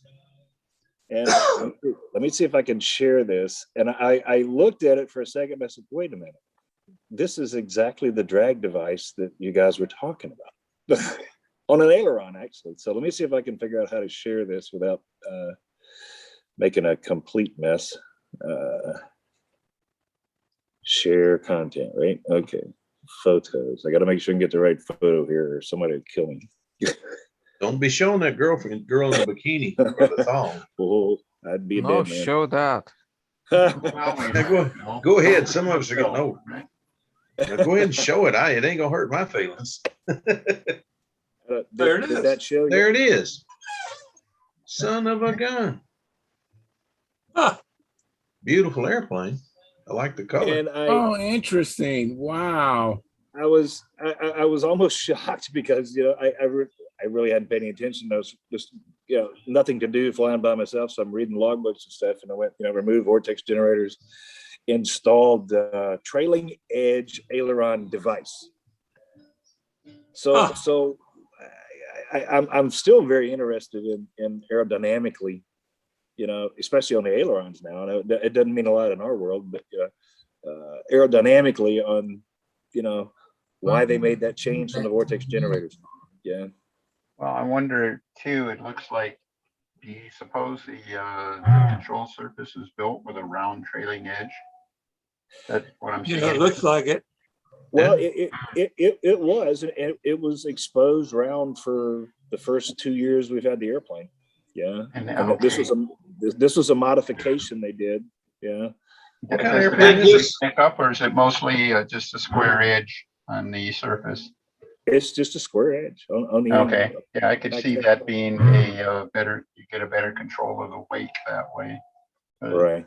Yeah. Oh, but it doesn't have the dealie that sticks up into the airflow though. Right. That just squared off like we normally do. Well, they got to worry about drag because drag is more fuel. Well, if you look at the leading edge of that device, it is square there. Yeah. Yeah, it is. Well, that's how I do all of my ailerons are square. Yeah. Right. I don't round them. Yeah, I guess the interesting thing was just that they removed the vortex generators and put Yeah, that in. really. Yeah, it was just kind of Aerobatics a, guys are putting those Does it things fly in better, there. Mark? Mark, Does it fly sorry, better? I couldn't tell the difference.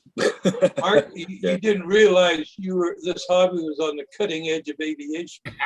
Of Yeah. course it is. Well, you Sorry, know, seriously think about it when you say that, because how did they do an awful lot of the airplanes that they fly today? They built models and put them in a wind tunnel. You know, Bob Palmer built models of the 117, the first stealth fighter, Mm-hmm. and test flew it for Lockheed Mm-hmm. out in the back lot. Yeah, now they have trouble with the models though, because they have to make all the facets on the outside, so it'll match the computational flow model, right? Or they have to make it with all the triangles and stuff on the surface, so it'll match the CFD model. So Yeah. Thing that got me is when I heard that he'd done that, he built an absolute scale model and flew it radio controlled. All right. Well, all you ever heard about that airplane, 117, was it has to have so many computers to fly it because it is inherently unstable. Then how the heck did he fly a model with a standard 7-channel transmitter? Because the model gyro in it. Because he was a talented modeler. Oh, I guarantee you that. They just probably put a gyro in it. You know, I hadn't thought about that, but that could be it. That could be what they did. But I got a buddy. Thanks for coming in, Steve. Hello, how is everyone? Thank you. So what do you have to say about that squared off? Hey guys, I'm gonna go tonight to bed. Good night. Thanks, Tryon, for coming in, Tryon. Good night, Tryon. Bye. Take care of yourself, buddy. Bye-bye. I'll give you a holler tomorrow and tell you how this turned out. Aerobatics guys are doing it. Do you know Tim Just? Yeah. Know of him. Yeah, he's flying stunt. He sends me pictures of aerobatics airplanes with aileron trailing edge doodads on it. Those guys are really really on the forefront of fiddling with control surfaces.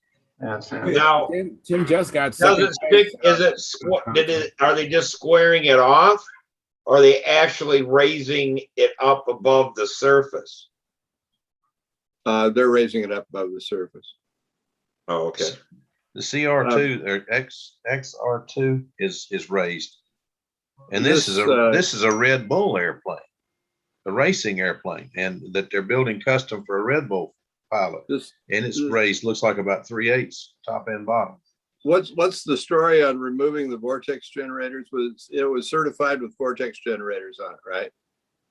It absolutely was, and that's why that's just my curiosity is you know, it says remove vortex generators, install trailing edge device for aerodynamic stability or something like that. And I'm like, well, that sounds like a pile of shit to me. Yeah. Well, did this get FAA approval or as an STC? Oh, yeah. Oh, okay. Yeah, no, it was on the manufacturer, STC. On the manufacturer. I'd worry about like high angles of attack if the ailerons work. Yeah, I can't. I don't understand the connection they at checked all. it out. Yeah. And you know, I'm gonna call the manufacturer just for the heck of it, just to try to get an explanation, just to keep it straight in my head, you know. Yeah. Was that a Gulfstream or what? No, that was a little jet. That was a Cirrus Vision jet. Yeah. That's not exactly a little plane, Mark. Oh, the Cirrus, yeah. Well, yeah. 6 passenger, isn't it? Yeah, 6 or 7. Yeah. It's 5 with 2 kids. Yeah, basically. Yeah. It's a good little airplane, you know. I mean, yeah, it's you know. It's bigger than anything I can ever afford, and he calls it a little airplane. I like that. That's neat. Well, you know. I want to know what the big airplane is. Cadillac, probably a Gulfstream. Our Gulfstream. Probably a Gulfstream. That's a nice airplane. Yeah. I got to ride one time in a Beechcraft. What's the twin pusher with a canard? Starship. Yeah. Oh, And I will Georgia. never forget that. That's the Wow. most incredible airplane. It's got a humming whistle as it flies. That's just incredible. It's full of vortex generators. It sure is. It sure It is. is a vortex generator. Yeah, that crazy thing. It didn't bother me too bad. I figured out it's made out of fiberglass. I said, wow. I thought it was How many of carbon those fiber. are still flying? No. How many of those Those, are still flying? 3? 3. Yeah. There's 7 of them sitting in FEMA parked. Those Cirrus airplanes are made in Minnesota. And, Oh yeah. Duluth. I'm a mentor for the robotics team, and we went on tour of the Cirrus assembly plant Yeah. with the whole team, the whole robotics. They have a photo of me in the factory up there, probably, and they say, if you see this man, detain him immediately. Right. This is serial number 37. When we got it, there was a lot of problems with a lot of the design stuff, and I would just pound on them about, come on, guys. Yeah. But they've come a long way. I mean, Yeah. Good airplanes, but yeah. Tom, got a dumb question for you. I don't mean to cut you short, but before I forget No, because my memory's I got a good memory, but it's real short. Tom, I noticed the shirt you're wearing. Are you a photographer too? I worked for Carl Zeiss Oh wow. for 24 years. Wow. Wow. But not the division that made optics and camera lenses and stuff. I worked for the division that made coordinate measurement machines. It's like a big robot that measures parts. Well, yeah, that's basically what it is. But they got some of the finest lenses I have for Zeiss. Yeah. I've got I was the senior electronic engineer for Carl Zeiss. That's cool. That is cool. Everybody thinks that the top camera in the world is a Nikon, and I shot Nikon for 30 years, but now I'm shooting Sony, and everybody thinks, why did you step down to Sony? Until the 850, guess who made the daggum Nikon camera? Sony.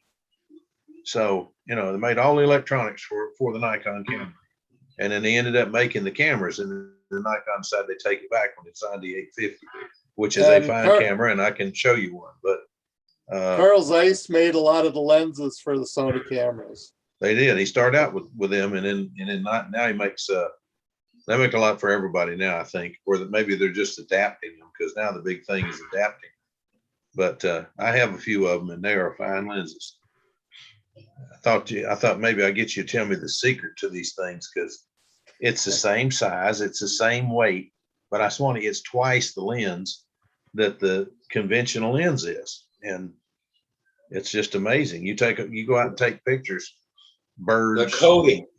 It's the coatings on the lens. I think that's what it is. It really is. It's coating, and some of it's the quality of the glass itself. I think Carl Zeiss. Well, somebody told me years ago, he says the difference in cameras, and this is 20 years ago, it was a guy that owned Hugh Morton, who owned Grandfather Mountain at the time, used to have a photography symposium every year, and we'd go up there, and you think it's going to be expensive, and you're going to go up and you're going to spend a bunch of money, so you clean out your savings account and take it with you, and you go up there, you didn't spend a dime. From the time you got there till you left, you didn't spend a dime. Hugh Morton did everything, fed us everything for 2 days. But they got up there and was at the symposium one time, and was talking, and the guy walks out and he's talking about the difference between Nikon and Pentax, because he'd gone Pentax. And he said the difference in cameras, it's the glass, it's the glass, it's the glass. The cameras are all very, very equal. It's just the lens, just the glass is the difference. And he almost had me want to buy Pentax by the end of the weekend. He really put on a good show. But I went back and played with some of my stuff and figured out how to do what he was doing, because he was also doing some tricks in the camera that we'd never thought of. But a very good salesman. I mean, he was a very, very slick individual. Charles is flying his biplane. We need a sound generator on that. Yeah. Hey, I'll tell another Mark Luman story. I did fly my first contest here last month. Yeah. Cool deal. How'd you do? All I got to say is God bless Dave Trimble. Your father-in-law. It was one of those days where I just couldn't quite get things together. And anyway, he said, I just go fly, enter anyway. So I entered anyway. And my outside maneuvers are occasionally finding some dirt. So, well, it's always at the bottom of the loop. Now you just pay attention to that. Yeah. And my first outside maneuver, I kind of pancaked it in upside down and kind of stuck a bunch of dirt in the motor, I guess, Anyway, Yeah. So we cleaned it out the best we could. Second flight, it's I come up, I go through my third loop, and at the very top of the loop, engine quits. Uh-oh. Oh, gee. So I had enough energy, it was a reasonable amount of energy, and I come downhill, and just about the time I was leveling out, it made a 90-degree turn. Uh-oh. in the circle, made the most beautiful descent, perfect, wings level, went past me about eye level, and I stepped to the side, and it landed perfect 3-point landing. Nice. Pointing at the judges. Now after that, That's interesting. They scored my landing. Oh my. That's pretty Anyway, good. That's you pretty guys good. scored Landing, It but was a no fun apparent, no pattern point. Is there pattern points in beginner or not? No, I don't think so. I mean, it was one of those things where I was just gonna, for the second flight, I was just gonna do all my inside maneuvers. So I'm just gonna get an attempt point, Mm-hmm. do my wing over, then go do my 3 loops, then go around with us, sometimes do 3 more loops and get an attempt. But anyway, but it was a good time, really, and it was in Topeka, so I met Jim Oh, Lee yeah. and all those guys out there. So yeah. Oh, Hey, cool. Mark, How did next time you're doing outsides, Mhm. tell yourself to blink when you're doing it, Right. and you won't fixate and get tunnel vision on that airplane. Exactly. That's probably what it was, I'm sure. Yeah, that's what I get. Everybody gets. They get focused and tunnel vision on there, and it's just all over. I'll tell you what, the biggest what I thing I will say- found to help with that, Mark, if you do like Tran says, look out, get ahead of the air, look, the plane's coming level, get out ahead of the airplane and look and see the ground, see 6 feet, and just envision that loop, and then just trace the loop, just make the loop. And then absolutely. And then the outsides are just the opposite, depending on whether you're starting out upside down, like we can do 6 laps inverted and then do the outsides. But if you're beginner pattern, I think you still do it like old time, start from the top. Mm-hmm. But you can get away with, at least most of the judges will allow you fly past it and bring the plane, do a half a loop and come back inverted, and then you can do it from the bottom.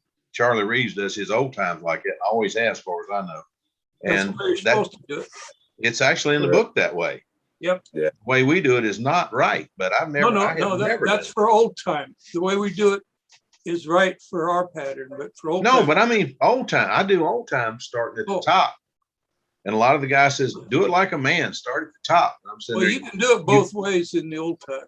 Yeah, but the thing gets me is the old book that I have from 1953 or 54 shows it to be the old time, when that was the current pattern at the time. But it was supposed to be entered, fly past it, come inverted, and come into it at 4 feet backwards, inverted, and do it that way.